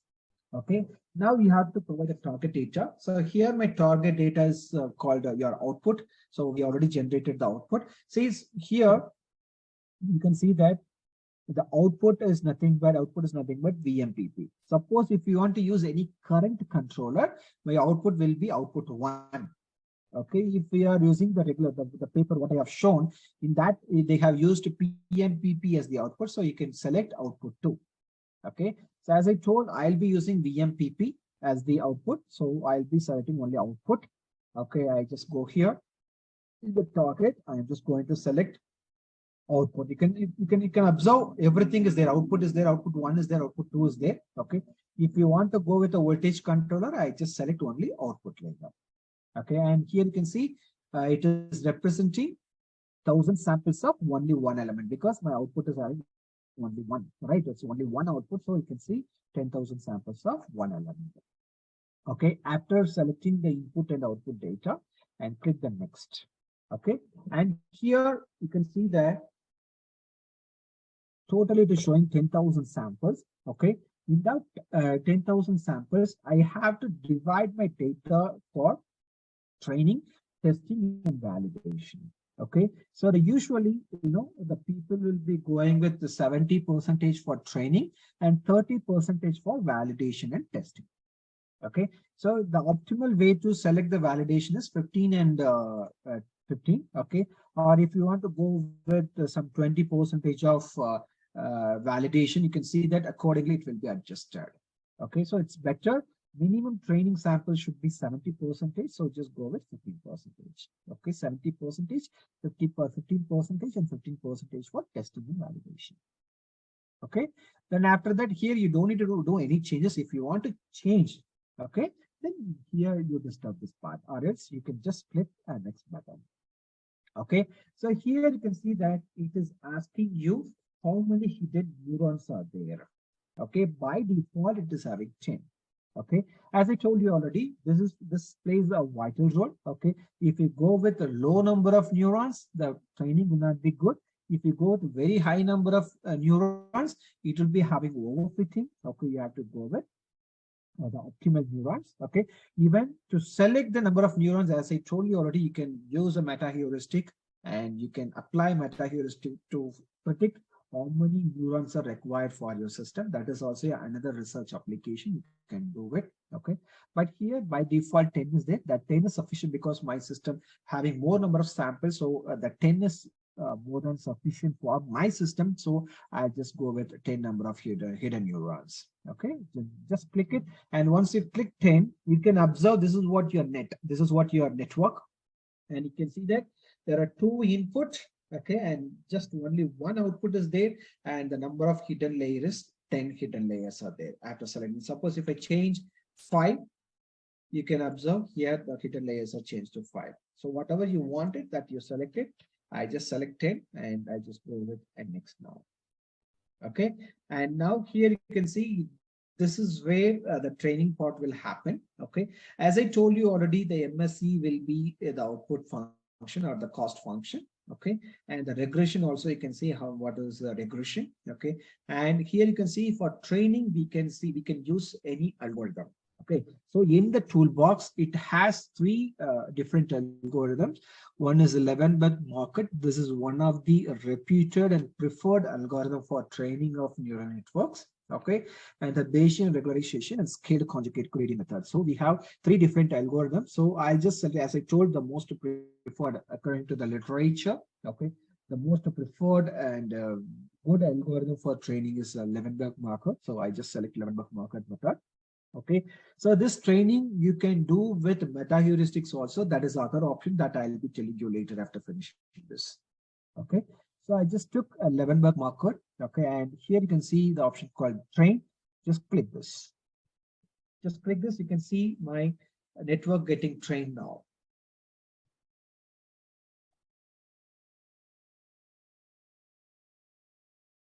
Okay, I just trained my system. You can see this is what the training is done, and you can see the number of epochs. Epochs is nothing, but by default it has taken as 1,000 because these are the default values. If you want to give the predefined epochs and predefined error goal values or predefined gradient values, so you have to go for script-based neural network. Okay, so here what I did is I have taken the toolbox directly, and with the toolbox I'm just moving it.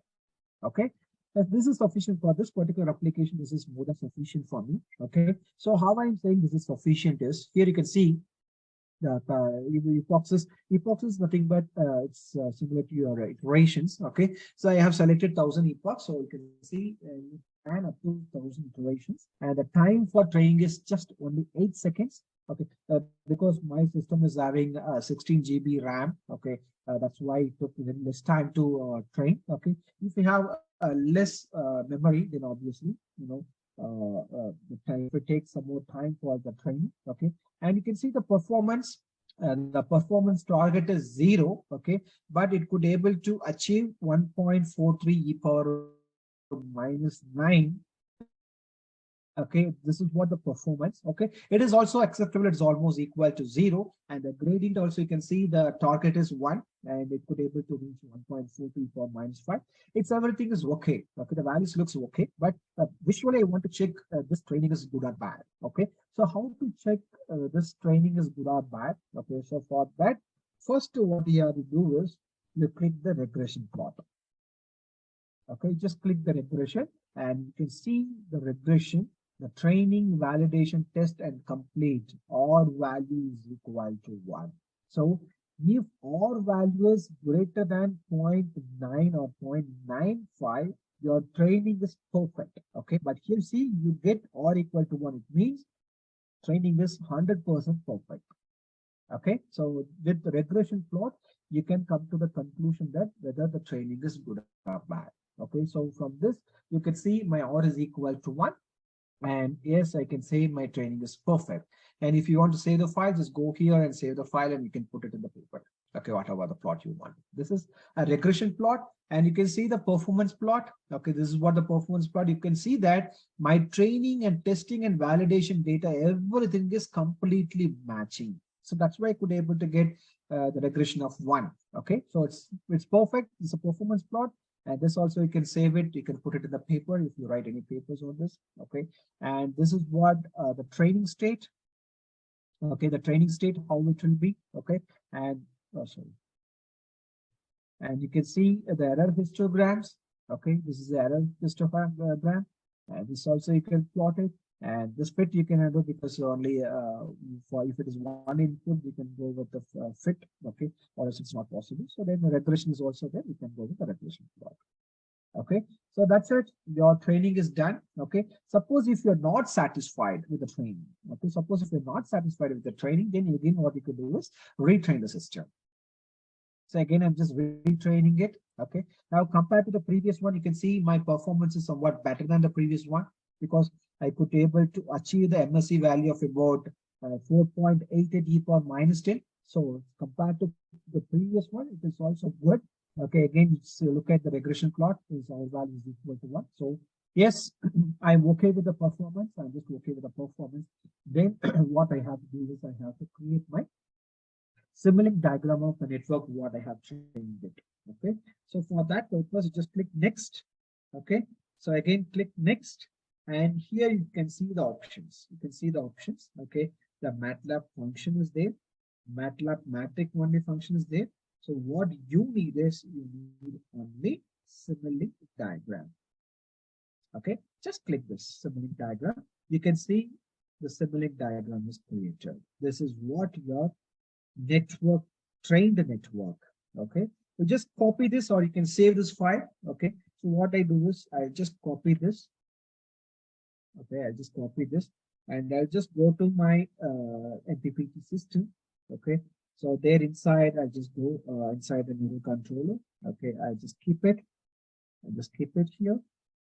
Okay, and I'll just give the input. So as I told, for my network, the input is GNT. It's combined with the MUTs and is given as the input.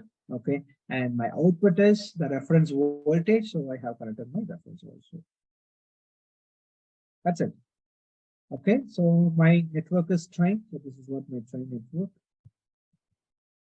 Okay, then it is given to the PID. So what I do is I just restrict here. Saturation, just restrict between the duty cycle between 0.1 and 0.9. Okay, it's done. Everything is done now. Now your model is ready to simulate. Okay, so first what I do is I just give 10,000 as a radiation as a standard testing condition and temperature as a 25 degree. As you know, the output for this condition is 250 watt. It has to give 250 watt. Okay, so I just run my simulation now. Okay, I just check what is my output is. So as I told, to track this, we have a tracking performance scope here. Okay, I just take this now. Okay, and you can observe it. You can observe the blue one is your output, your PV power, and the red one is the converter power. You can observe. Just closely observe it. You can observe the PV could be able to reach 250 watt, and the converter could be able to reach almost 248 watt. Okay. To see the converter performance, you can see the tracking efficiency. It's about 99% tracking efficiency. Very good. So it could be able to track properly. And as I told, it's a 250 watt panel, so it could be able to track 250 watt. You can observe it. Okay. So one of the participants asked why we have connected a PI controller in place of PID. So if I go with the PID control, since the derivative component is there, it is having overshoot and finally my system is settled. So that has more over damping. So more damping is there. So that's why I just go with only PI controller. And you could see that they would give the constant output power, and still you can zoom it and you can observe the output the output power is ranging between 248.5 to 247.5. It's all because of why this variation is there. It's because of your voltage ripple at the converter side. Okay. So still if you increase output capacitance values, still you could able to reduce the voltage ripple at the converter side.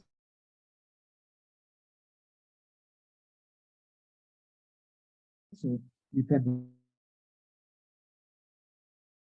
reduce the power ripple also. So it's perfect. So for 100 watt per meter square 50 watt properly. Okay, system. Okay, once again I run the system. Okay, 50 watt. Good. Now what I do is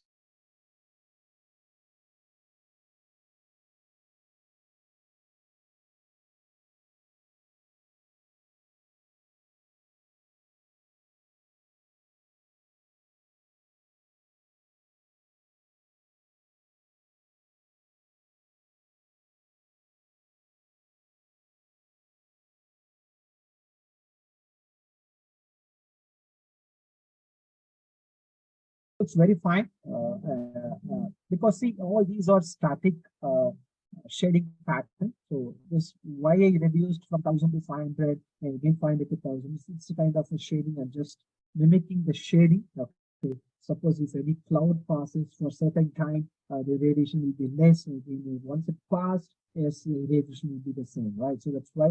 So just to mimic that shading, I just did this. You can observe how the performance is. Right. So now what I do is, here every time I cannot change it manually. I just created one shading pattern here. You can observe this is what my shading pattern. Okay. So you can see the radiation is reducing. Okay, and it is going to minimum level. This is going to increase. Okay, and sudden decrease is there. Again, sudden increase is there. Okay, we'll see how the system performs for this kind of irradiation pattern.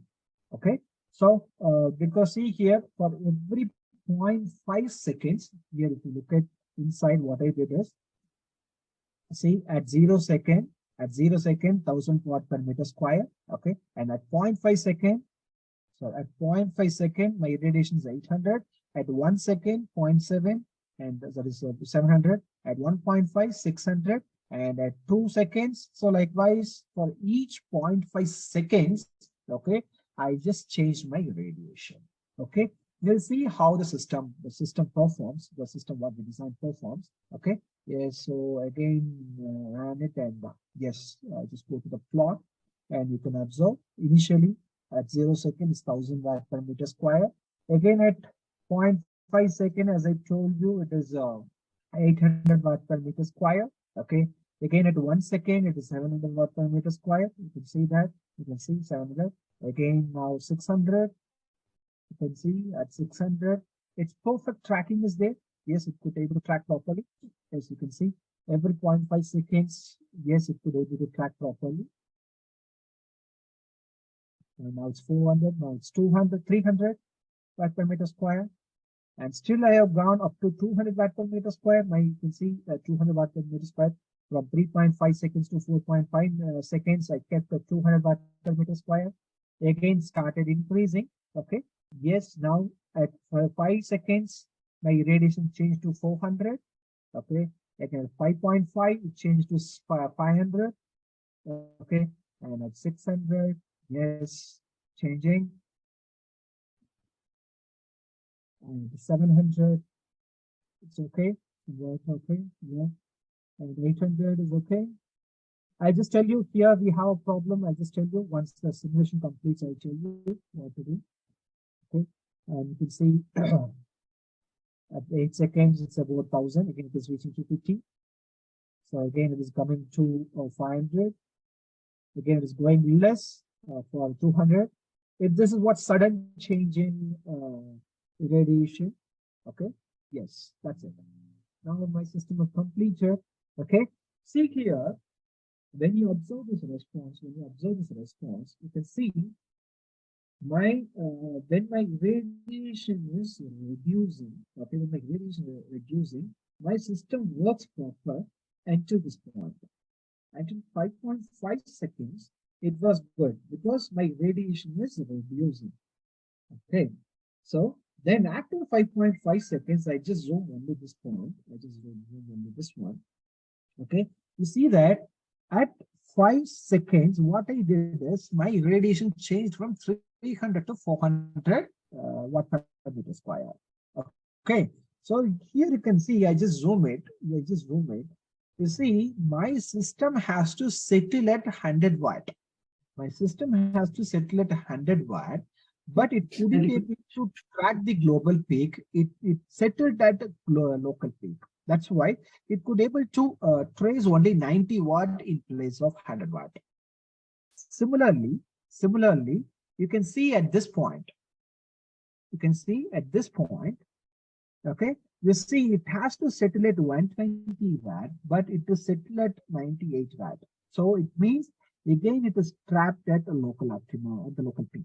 Okay, again here you see till this point, till 7.5 seconds, your controller what we have designed is not able to track properly because at the 6.5 it has to track 130 watt, and 7 seconds it has to track 130 or 135 watt, and at 7.5 seconds it has to track near 130 watt.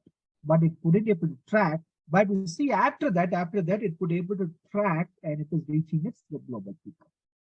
So from this point to this point, my controller failed to track the maximum power.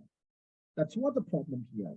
And one more thing you can observe it, when we change the radiation suddenly, see here, from 500 to from 1000 to 500 works better, from 500 to 200 it works better, from 200 to 1000 it's a very high change in the radiation. So here you see at 9.5 seconds,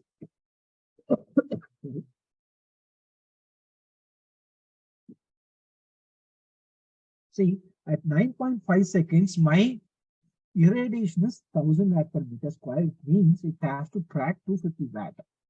But you see, unfortunately, your controller couldn't able to track 250 watt. It is settled at almost 110 watt. So this is what the problem with the AAM controller alone. But if I give more time, okay, so because your system takes more time to settle, that's why this problem is there. If I give more time for this, this transition, then obviously it could be able to track. Okay, so the system is the controller what we have designed is not robust enough to handle all this change in insulation within short period of time. That's what you can observe here. You see, here also it tries to trap at this point, but see after certain point, it tries to increase and it settled at the global peak.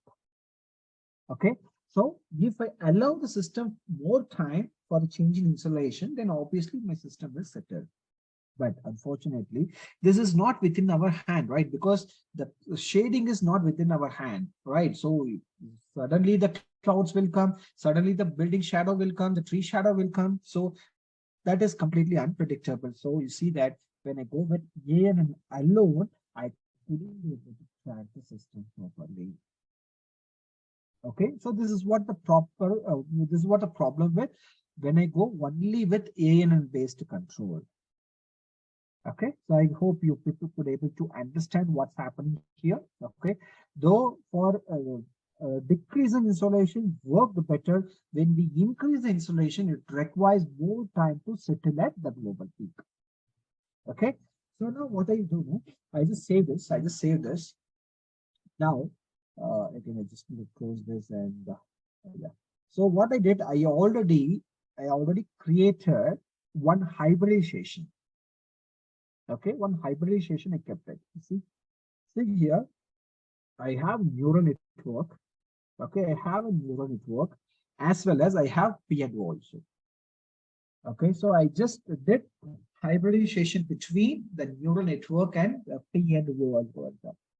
Okay, if I use a hybrid network, yes, I could track the power properly, though my insulation is increased at rapid rate. Okay, so before explaining this, I just show you the simulation. Then you can observe the difference between the standalone NN controller and the hybrid controller. Okay, so here what I did now, one simple condition I kept. Okay, and here you can see the lot of selection switches there. Okay, so this switch is for hybrid options. Okay, and this switch is only to operate PO, and this switch is only to operate neural network. Okay, so that like that I just selected here. Okay, so you see I just run the simulation. Okay, so now you can see the switch is connected here. You can see that which one will run now. So you can see one sum block is there. This sum block, what is the input to the sum block? The duty cycle obtained by the neural network, and the other signal where it is coming is duty cycle obtained by the P&O network. Both are summed up, and we have taken average. The average, the duty is given to the, you can see the switch is closed in this way. So you can see the current will flow in this way. Yes, it will flow. Yes, it will go this way. Then finally the duty is given to the PWM generator. So both are combined. Okay, that is P&O and NNA, that is the neural network is combined, and that will be given, that will be giving the duty cycle for the PWM generator, and it will operate. Then one more option is there. What is that option? Suppose if I close the switch in this position. Okay, if I close the switch in this position, what will happen now? I can, the algorithm can shift between NN and PO automatically. Okay, if I select this option, okay, for certain time, it will only NN will operate. For certain time, only PO will operate. So why we need this kind of things? Okay, so first I'll explain you why this kind of hybrid is required. See, when the change of power is more, okay, when the change of power is more, you know the DP value, right? LP value is equal to the current power minus the previous power, right? So when my del P value is more, my P&O algorithm works better. When the del P value is less, my NNA, that is neural network, will works better. So simply to say, for the exploration, my P&O will be better. For exploitation, my NNA will be better. Okay, so for that purpose, this logic is given. Okay, see here, I kept one condition. If my change in power is greater than 0.02, only PO will operate. Okay, if it is less than 0.02, my NNA will operate. Okay, but if I select this, both combinedly will operate. See, suppose if I select only PO will be connected. Or if I select only NNA will be selected. Okay, I'll just show you all the differences. Okay, then you just look at it. Then I'll tell you how to formulate this one also. Okay, I just ran it. Okay, the same system, the same radiation pattern I have given here also. What happens if this is closer? I just open the tracking performance. You can see, so this is somewhat a slower system because the hybridization I kept it. You see, now what will happen now? It will take the duty cycle from both NN controller and PNO. It will take the average, and that will be given to the boost converter. So now it's a complete hybridization. Okay, you can see now how this is operating. We'll check now how it is, because when we ran only neural controller, when we have the increase in insulation, it fails to track the maximum power, right? That's what we observed in the previous one. So now we'll see, since we've gone with the hybridization, we'll see what will happen now. I'm just running it. It's a hybrid version. Okay. So up to 4.5 is about 200 watt per meter square. And after that, increase in insulation started. Yes. Yes. So you can see that again, it is trapped. Can you observe it? It's completely trapped. It's similar to the previous performance. You can observe it. It's similar to the previous performance. So let it run completely.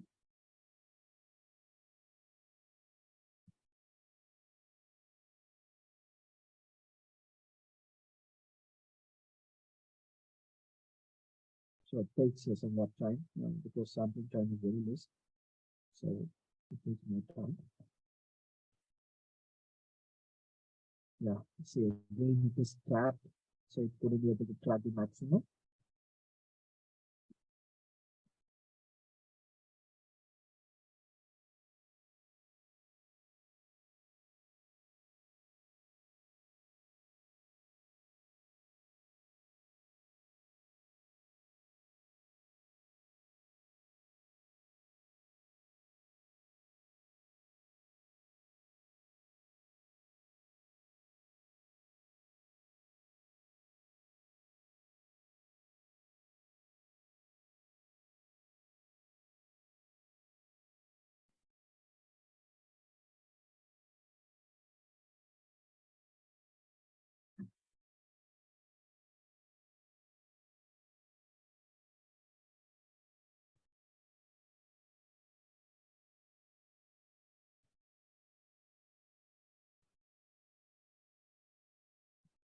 Yeah, so again it is trapped.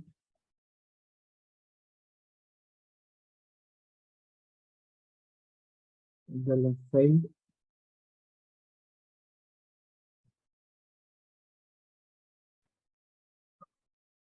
And let it check that for 7.5 seconds.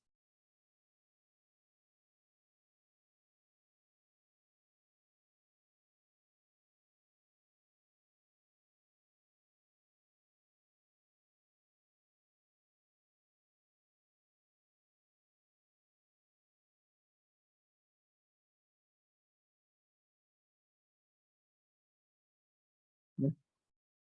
Okay, so it's completely trapped. Then you can see that somewhat slightly it is increasing. Okay, maybe at 7.5 seconds, it is trying to reach the global point. Okay, and compared to the previous one, again, the previous one also 7.5 seconds, it tries to keep the, it tries to track the global point, but this is also doing the same, but the tracking time is very less compared to the previous one. That's what we observed here, but still the algorithm fails to identify the global peak. Okay, so I think this is not good. Okay, so what I do now, what I do is I just select this option. Okay, I just select this one. Your enemy is connected. So maybe it's a reason to be able to find. Right.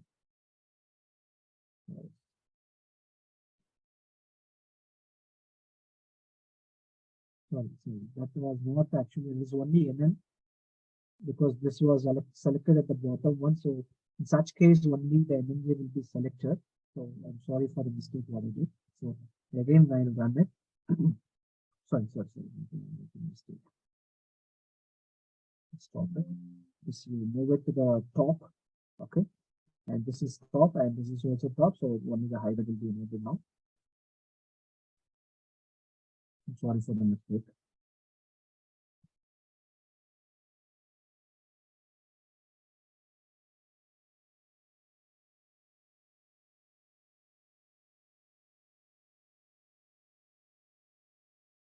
So now it's a hybrid. Okay, hybrid. You see, since it is maybe made a hybrid, it took more time to reach the global peak. You see, still it couldn't be able to reach 250 that. Okay, because both has to decide, both algorithm has to decide to reach the global peak. So it takes more time. You see, it takes more time. See, initially when we go with only NN, it quickly reached 250, but it takes more time. But it is better in performance when we have the increase in insolation. Let us check how it works for when we have increase in insolation. The decrease in insolation is not a problem, even with NN it performed better. So we check for increase in insolation condition.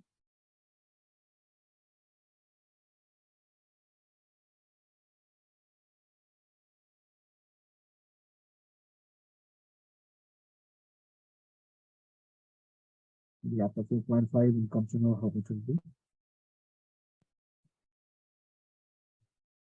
Yeah. Okay. Yes, 5. Yes, you could see now. It has not failed. It could able to track the maximum power. So I'll just zoom it now again. You see that? You just see this? It could able to track the maximum power, but it takes more time compared to I think is what you see. Fine, it's very fine with the hybrid algorithm. I could be able to track it very properly. So that's what an advantage of having the hybridization. So in all the conditions, this is where we failed. When we gone with only neural controller, so we failed to get the maximum power. But when we go with the hybrid option, yes, it is possible to track the maximum power at all the conditions. At all the conditions possible. You can see even for the the rapid changing insulation condition also we check. But you see now, can you observe now? You can see this side face problem. It couldn't able to track this power now. It may be here face problem. Yes, we'll see. After 8 seconds, how it will be. Only one condition failed. Yeah, now it's okay. Even at the 8 also it failed. So in only 2 conditions failed to obtain the maximum power. We see now at 8.5 has to go to 250 watt per meter square.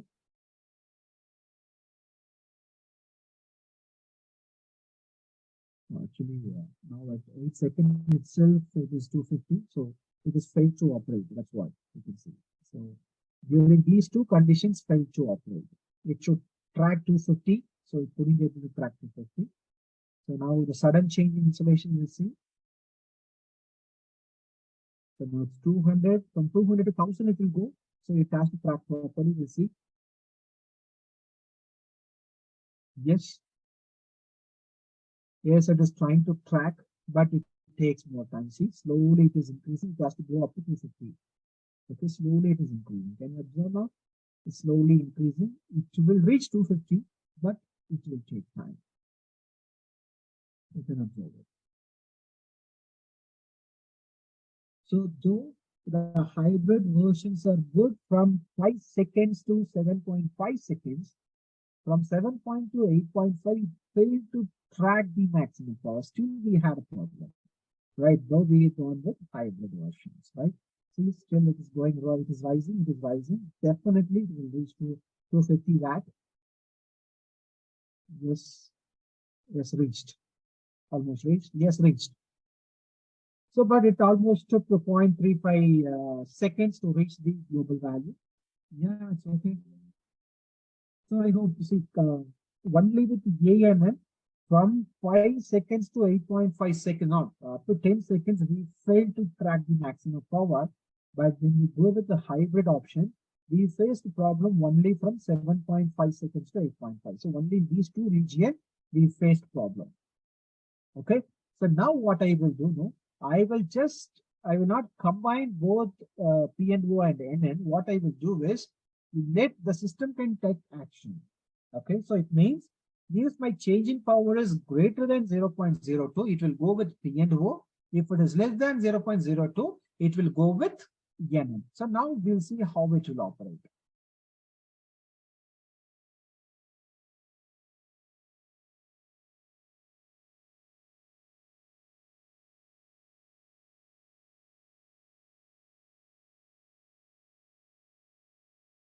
So compared to the hybrid version, what we discussed earlier, compared to that, the settling time is good here. Yeah.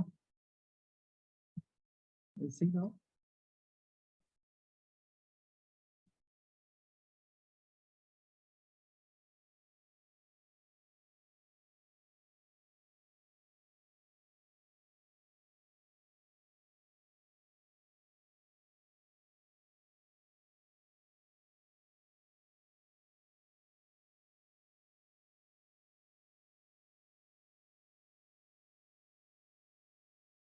So when the insulation change, the decreasing order, so I think the IMM take care. So when we have the increase in insulation, that time the PLO will take care. We'll see how it will be now.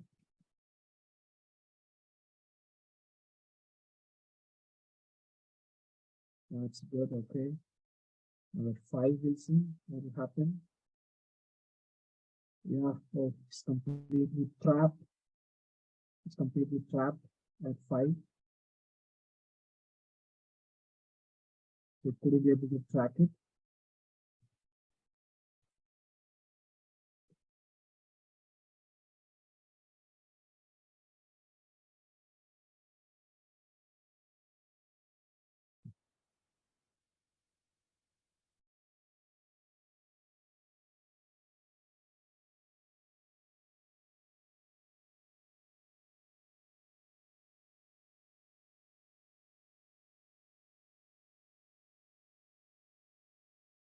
So if it is a Simulink based model, obviously it will take more time for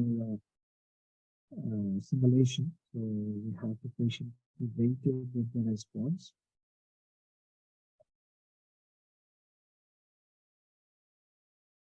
So I hope it is completely trapped, so it couldn't be able to track the maximum power. So I think the hybrid version is somewhat better than all other methods. So only 1 second it faced only just 1 second it faced problem. Then after that it worked well. So I think this is also not a better one.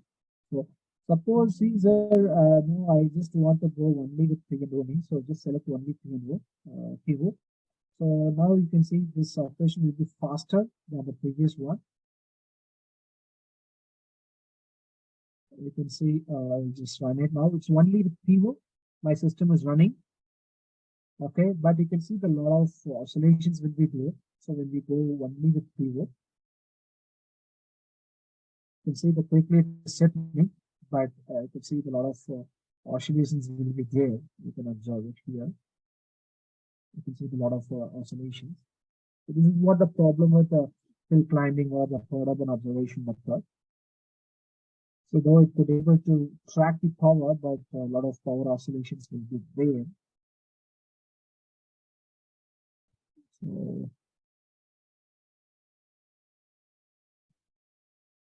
you can see the damping is also more than the NN controller. You can see the damping is much more.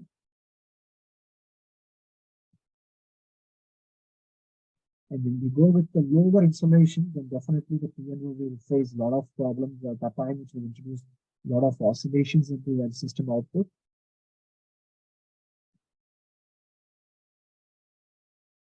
And we go with the lower insulation.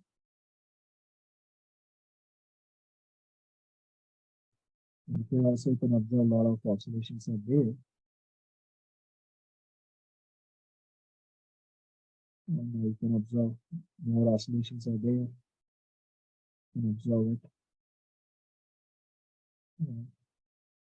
Let us check at the very low.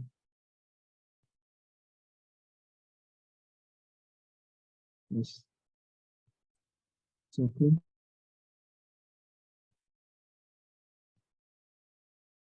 Okay. See that the PNO can able to track.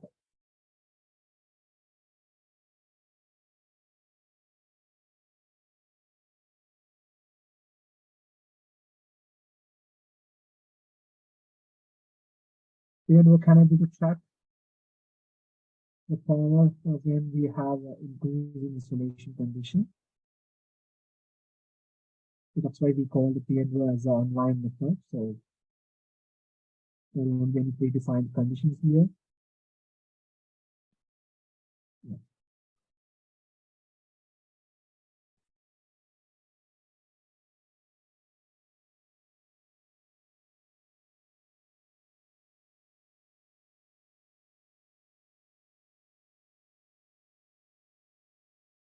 From 7.5 struggled, couldn't be able to track.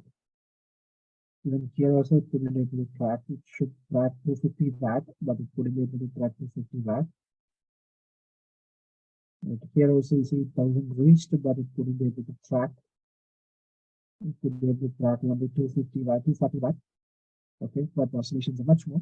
So this is what the problem with the PNO. So this is what the available options, whatever I have shown, all are available options, so you can go with anything. So it's very simple. This is PNO algorithm. So as I told, the PNO algorithm, the input and output, input is only voltage and current. So I just called my input and output to the predefined function. So here you can see the output of this function is duty and the input to the function is V and I. Okay, I just call V and I. And the initial duty I kept it as 0.42 and the maximum duty I kept it as 0.85 and the minimum duty is kept at 0.08 and delta D.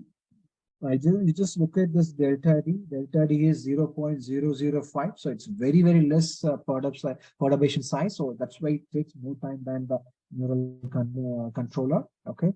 And I just called all the persistent variables. And here you can see that I just calculated the power. So V into Y. So then the difference in voltage and difference in power, I just calculated. So difference in voltage is nothing but the actual voltage minus the volt value. Initially, I consider my volt value is 0 and the dP is change in power is equal to P minus P volt. The P is the actual power what we calculated here and the P volt is nothing but this volt power. Initially, we assigned as 0. So as I have shown the flowchart, right? So based on the flowchart, we just created all the logic here. If my dP is less than 0, it will check the voltage. Then accordingly, the duty cycle will reduce and it will increase as per the condition satisfaction. Okay. Then after that, it will check the dB again. Again, the increase in duty and decrease in duty will happen. Okay. After that, it will check if my duty is greater than D max or less than D minimum. Then it will go with the volt duty. What we have taken the volt duty is the initial. So after checking all the conditions, it will return the duty cycles of D volt is nothing but D. So this D will be returned here. Okay. So that we have taken D as the output and that we have given. You can see that this is the one selector switch I kept. Okay. This selector switch, you can see that it's a threshold value I kept. So if my the comparator value is greater than 0.02, it will change its options. Okay, if it is less than 0.02, only the bottom one will be connected. If it is greater than 0.02, the up one will be connected. Okay, so that's why this is selected. Okay, and here you can see that I just calculated the dP value. So how I have calculated the dP values, I have taken my voltage and current. Okay, I just multiplied. This is what my actual P, and this is the memory block. Okay, this is your memory block. So this will hold the previous value, then the previous value and the current value. I have calculated the dP, and that is given to the comparator block. And we compare the value, the calculated value with 0.3 defined value, 0.02. If it is greater, it will select this part, that is duty cycle will be given by the PNO. If it is lesser, the duty cycle will be given by, you can see, the neural network controller. So that's how it will go. So when I select this, it will go in this way, like that. You can see it will go in this way, the PNO, and this way. Here we come to the PWM generator. So this is one option, additional option I have given. Okay. And if you want to go only pure hybridization, I think compared to all the pure hybridization gave good result. Okay. So for that purpose, what I did, I have taken the duty obtained by neural network. I have taken the duty obtained by PNO. I just added and I have taken the average and that where that duty is connected to my PWM generator here. So this is a perfect one for a decrease in insolation as well as the increase in insolation. Okay, this is an option for the hybridization. This also can be taken as a research one and you can do it. So here you can see the PN was connected. You can go with INO or INC also. You can just go with INC. Okay, or you can go with any metaheuristic algorithm also you can go so that you can combine your soft computing and the metaheuristic and you can observe the complete response of the system. Okay, other than that, all other values are same. Okay, so there is no other changes. I hope everything is clear as of now. So if you have any doubts, you please ask me, or else I'll just try to give us some overview on how we can use the metaheuristic algorithm to train the neural network, and I'll just try to finish that. If you have any doubts so far, you please ask me, and I just move forward.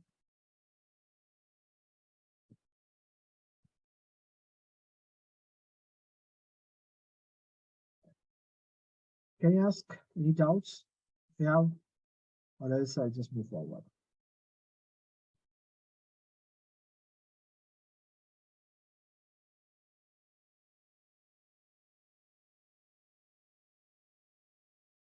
So thank you very much, Dr. Jibri. Thank you. So I've no doubts. Shall I go to the next one? So I'll just try to wind it up within 15 minutes maximum.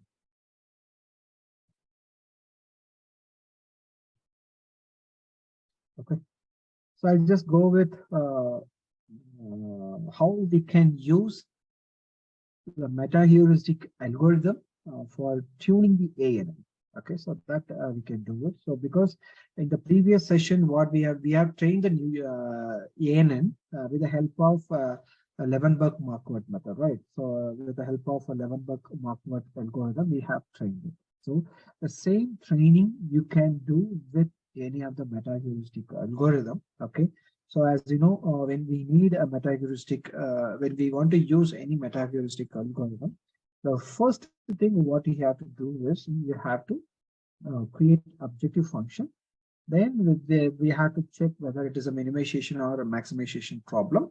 Then based on that, we can take an action, right? So for that purpose, for today's discussion, what I do know, I have taken the GWO for GWO is the gray wolf optimization for tuning the weights of the ANN. Okay, so this is what my algorithm, gray wolf algorithm. Okay. This is alpha position, and the alpha score, this is the position of the search agent, and this is the fitness of the search agent. Okay, and I'll be calling my objective function here, and the problem dimension. This problem dimension depends upon how many weights we have. Okay, so you can just open this block also. You can see that I just called GW algorithm here. You can see I just called the GW algorithm, and this is what my dimension. So my dimension is equal to 2 into n plus n plus n plus 2. Okay, so because first to the problem dimension is nothing but the total number of weights required for the network what you have selected. Okay, so first thing you should calculate the weight required for the network what you want. Okay, so here you see for the calculation for this just demonstration purpose, I have taken my number of neurons is equal to 5. So if the number of neurons is equal to 5, the meaning for this is nothing but I have 2 inputs. Okay, I have 5 neurons in the hidden layer, and I have only 1 output. Okay, and apart from this, we have bias at the input and we have bias at the hidden layer also. Okay, that's why you can see that this 2 into n is nothing but number of weights required for the input, because two inputs will be connected to all the 5 neurons at the hidden layer. So 2 into n, and this n is nothing but the number of neurons, that is weight required for the neurons at the hidden layer. Okay, and this n again it is required for the number of neurons which will be connected to the output side. Okay, here you can see I have given the description. The dimension is equal to total number of weights, that is nothing but 2 into number of neurons for the input, and the next one is 1 into number of neurons for the output. Okay, that is what this n says. Okay, the next one 5 for the hidden layer. Okay, so because the n is 5, so that's why I have added another n. Okay, so 5 for the hidden layer, that is because bias will be there at the hidden layer also. So since 5 neurons are there, then 5 biases will be there. So that's why this 5 for hidden layer, that's what this n says. Okay, the next one is 2 for the input layer, because the bias will be there at the input side also. So the total bias required for the input layer is 2. The total bias required for the hidden layer is 5, and the total weights required for the output is number of neurons, that is 5. Then the total weights required for the input layer is 2 times of my hidden neurons. So that is what my problem dimension. Okay, so for this problem, the number of dimension is equal to 22. Okay, this is equal to 22. Suppose if you select this is equal to 10. Okay, if you select equal to 10, then this will be 2 into 10, 20 plus 30 plus 40 plus 2, 42. So the problem dimension will be 42. Okay, so when you increase the number of neurons, the problem dimension will increase. So that will give the complexity for the algorithm as well. Okay, so I just go with the less number of neurons. So just n equal to 5 I have taken. And here you can see that the function f object is there. This is nothing but my fitness function or the objective function. I just open it. I'll just show you what I have created. So here I have taken the mean squared error as my objective function. So for that, you can see that net is equal to, I just called the net because already I have created the net here. You can see this is the input. Input is equal to the transpose of my input, because there in the NN tool, that is NN tool, we have transposed it just by clicking the button, right? But here, when we write the script, we have to manually, we have to transpose the input data. That's what my input is equal to input of the transpose of the input, and my target is equal to transpose of my output is done. The number of neurons I have selected as 5. Okay, and now here with the help of this, okay, net is equal to feed forward net. This is the command for creating the feed forward neural network. Suppose if you want any help, you can just check it. You see that it is generate feed forward and neural network. So with the help of this, I can create the feed forward neural network with the hidden hidden neurons of 5. Okay, because n is equal to 5. The next one, I have to configure my net with regard to my inputs and targets. That's why here you can see that the configure command is used. So configure of the net what we have created already, and the inputs what we have created already, and the targets what we called already. Okay, so I just configured the network inputs and outputs to the best match to the input and target data of the net what we have created.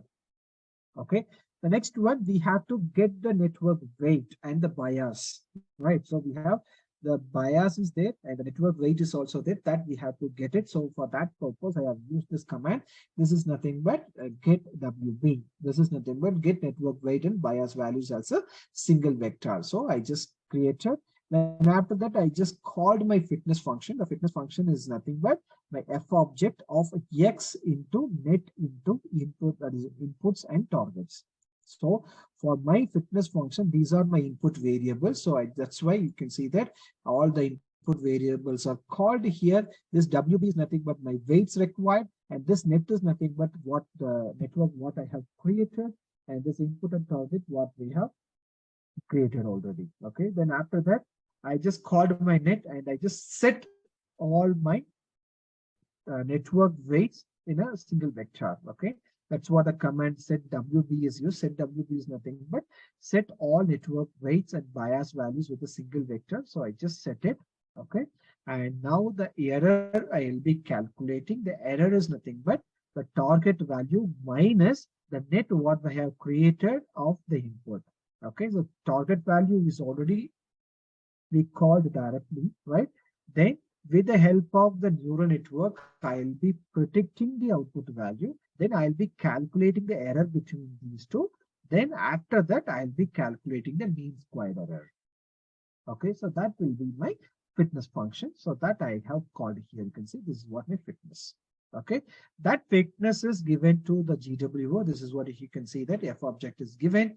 And here I have selected the number of search agents is 20 and maximum number of iterations are 100. And the lower bound on upper bound is nothing but 5 and minus 5. That is the weight of the network can be varied between minus 5 and plus 5. Okay, then after that, it will give the required weight. And based on the weight, it will calculate the error. And finally, it will be generating the Simulink file what we needed. Okay, it's very simple. So once you know these functions, no, it is very simple. So just as I told you, I'll just give a small demonstration how we can use the Metaheuristic algorithm. So here you see, automatically, if I run this code, it will generate the data set and it will call my function PSO underscore NN, what I have created already. So I'll just run it and it will train this. See, the previous one, what we did, we just opened the app, we just switched our input and output, and we have selected all the required things and we have trained the system manually. Now in a single click, my complete system will be trained and finally it will be giving the Simulink diagram for me. See, I'm just running it and you can see the fitness value of the GW also. The mean squared error, you can see during each iteration. That mean square error is reduced. So obviously we can say it is a minimization problem. Okay, and since for each iteration it tries to minimize the weight. Okay, and finally it will be generating the Simulink network, and you can use it for the system. Since I kept the number of iterations 100, you see up to 100 iterations will go on. Once 100 iterations are over, you can see that, yes, net is automatically created here. So net is automatically created, and you can see the convergence curve. I think the convergence curve is not down here. Okay. So you can, if you want, you can draw the convergence curve as well. So okay, not a problem. See, now the network is automatically created. The network is completely created, so directly you can copy and paste it there, and you can run the simulation as similar to the previous discussion what I have here. Okay, so now even you can go with the 10 number of hidden layers also. So now you observe the MSE is about 0.07. Now I kept the number of neurons is equal to 10. Okay, let me see what will be the MSE for 10 neurons. So since number of neurons increase, your algorithm is also takes much more time to compute the weights. Okay, and you can see it will go up to 100 iterations, and you can see slowly the MSE is reducing. Okay, and you can observe the MSE value at 100 iteration how much it will be, because previously we kept 5 neurons because 0.07 as the MSE, but now we'll see how much it will be. See now we increase the number of neurons, but your algorithm can able to converge only at 0.044. So it means if you select the robust metaheuristic algorithm, because you see when we increase the number of neurons, the problem dimension is increased. That you can observe here. This is what the weight uptime. You can see the weight uptime for, because when we have 10 neurons, the total number of weights required is 42. So this is what the 42 weights generated by the PW algorithm, so GW algorithm. You can see 42 weights generated by the GW algorithm. So when the number of neurons are increased, it increases the complexity of the algorithm as well. So now see, for example, if I keep 50 neurons now, still the algorithm will struggle to reach the global value. You can see now, I kept 15 neurons now. You can see slowly it is converging. Okay, and we'll see what will be the MSE value now. And when I keep 15 neurons, obviously the problem dimension also will increase. Okay, so the time that will not be 42 variables, so it will be maybe another 60 will be there. We'll see now how much it is. You see your algorithm is struggling. You see now the MSE is only 2.3, but when we have 5 neurons, we got MSE is 0.07. Yes, so at the 100th iteration, you see my MSE is only 0.5. So it means, so what's the meaning of this? Is my system is not trained properly. That's the meaning of it. Okay, because my MSE is 0.5, it's not good for the system. Okay, so and you can see the problem dimension, how much it is. You see the total number of dimension for the system is 200 weights are generated. You can see the 200 weights are generated because 200 because we kept 50 neurons, right? So when you see all the combinations, your network requires 202 weight vectors. So when we increase the problem dimension, obviously it is a problem for the algorithm as well. Okay, so when we have a sophisticated and robust algorithm, yes, it can give the proper weight with less MSE value.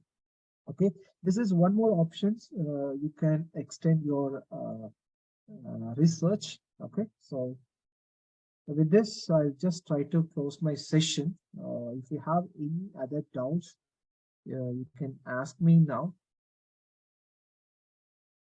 So I hope this is clear. If you have any doubts, please ask me, because this time is 2:45 from India now.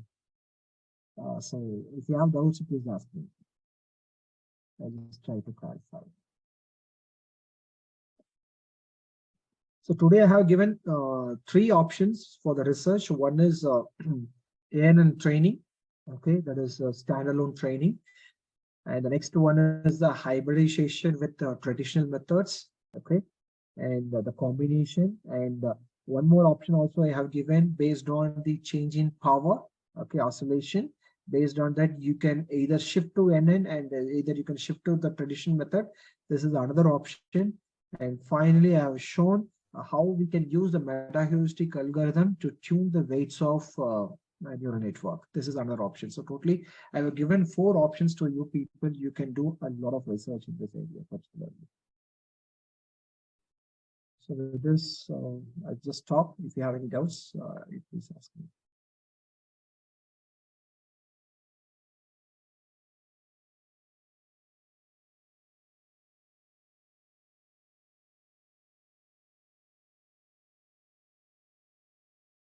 Okay, thank you so much, Doctor, for the wonderful hands-on workshop. So, is there any questions from the participant? If you have any questions, you can raise your hand or maybe you can unmute yourself and ask directly. Okay, Dr. Musa, you can go ahead.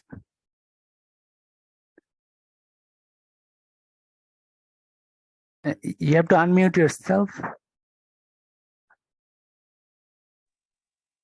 Yes, can you hear me? Yeah, it's clear. Go ahead. Thank you, Doctor and Mr. Presenter. A very nice and presentation. I just want to see how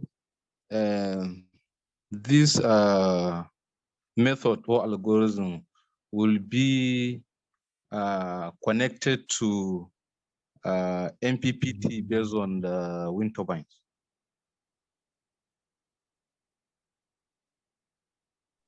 The concept is same. Hello, can you hear me? Yes. Can you hear me now? Can you hear me now? Yes, Doctor. Yes. Let me add again. Let me add again, please.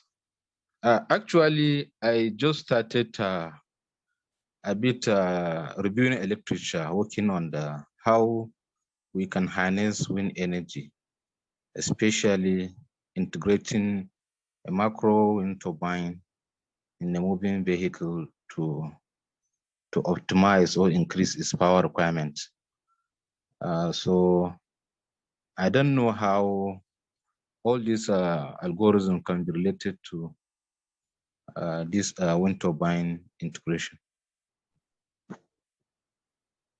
See, I hope for the wind turbine systems also the people will be using third urban observation algorithm for tracking the maximum power from the wind turbine. So the only thing is you can use whatever the concept I taught today. It's completely applicable for wind energy systems as well.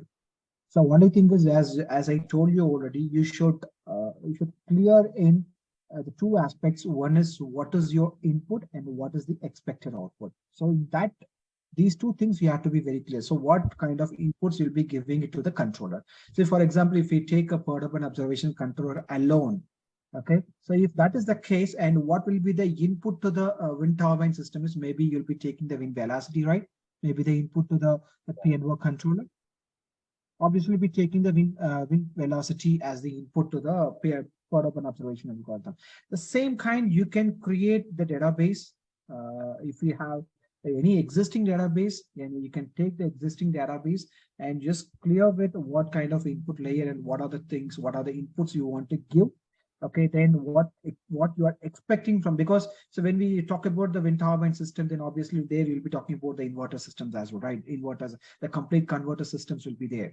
So there, where you want to control the duty cycle of which converter you want to control. So that also you have to decide whether it is a voltage controller or the current controller. And based on that, you can decide your output layer and just feed the input and train the system with your input and output.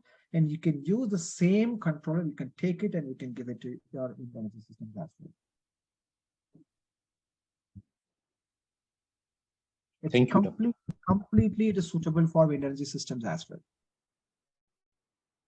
Okay. Thank you, Doctor. Yeah.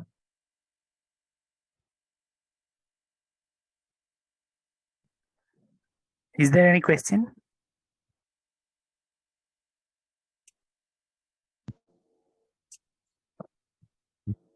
If no more questions, then we can take a group photo. So please, can you? Sorry. Hello. Yeah, you can go ahead. If you have questions. Yeah, sorry, not question, but I just want an inquiry. I hope the recording will be forwarded to the participants and all the other relevant materials. Yes. Yeah, we will share the recording. All right, thank you. Okay. So we can take on group photos. So can you please switch on your camera?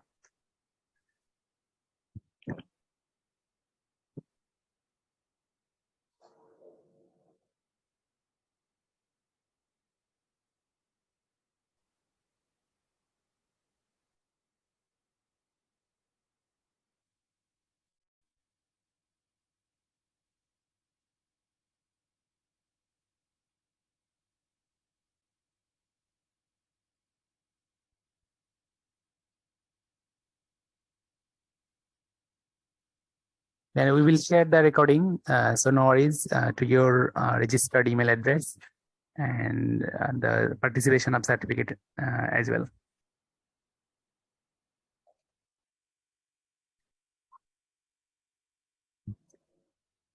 And you're going to join with us. Still, there are some participants didn't open the camera. So if possible, please switch on your camera.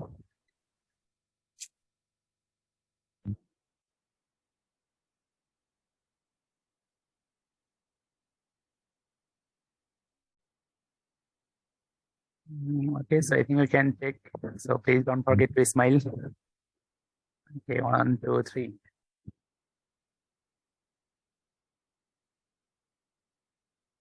Okay, all right, thank you. I will capture the photo. So I will share with you later. And once again, thank you so much for joining us today. I hope you gain a lot of new knowledge. And still, if you have any doubts or questions, you can ask me. I will forward to Dr. And then later I can give you the response. Or maybe you also directly can contact with the speaker, honorable professor. So maybe he can help you. So if you want my contact details, so let me share, you can check it. So maybe you can note it if you want it. Let me share the screen. So if you want, you can. This is what my contact details. So if you want, just contact me. Not a problem. So if I'm free, definitely I'll respond to you very quickly, or else it'll take some more time to respond. So I try to respond as soon as possible. So I hope everything is okay. Yeah. So thank you so much. If anyone want to say anything, you can share your experience.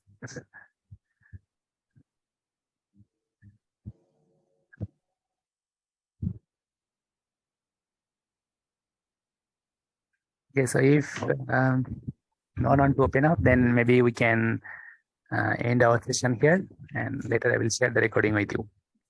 So thank you so much, Doctor, for your time and efforts, and thank you everyone for joining us. Stay safe. Thank you very much, Doctor. Thank you so much for this wonderful presentation. Thank you. Yes, thank you. Thank you. I hope we are going to have more very soon. Yes, sure. Thank you, sir. Yeah. Thank you very much.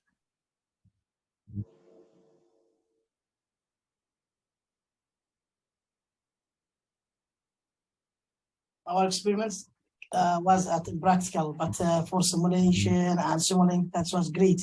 Thank you very much. Yes, thank you. Thank you very much.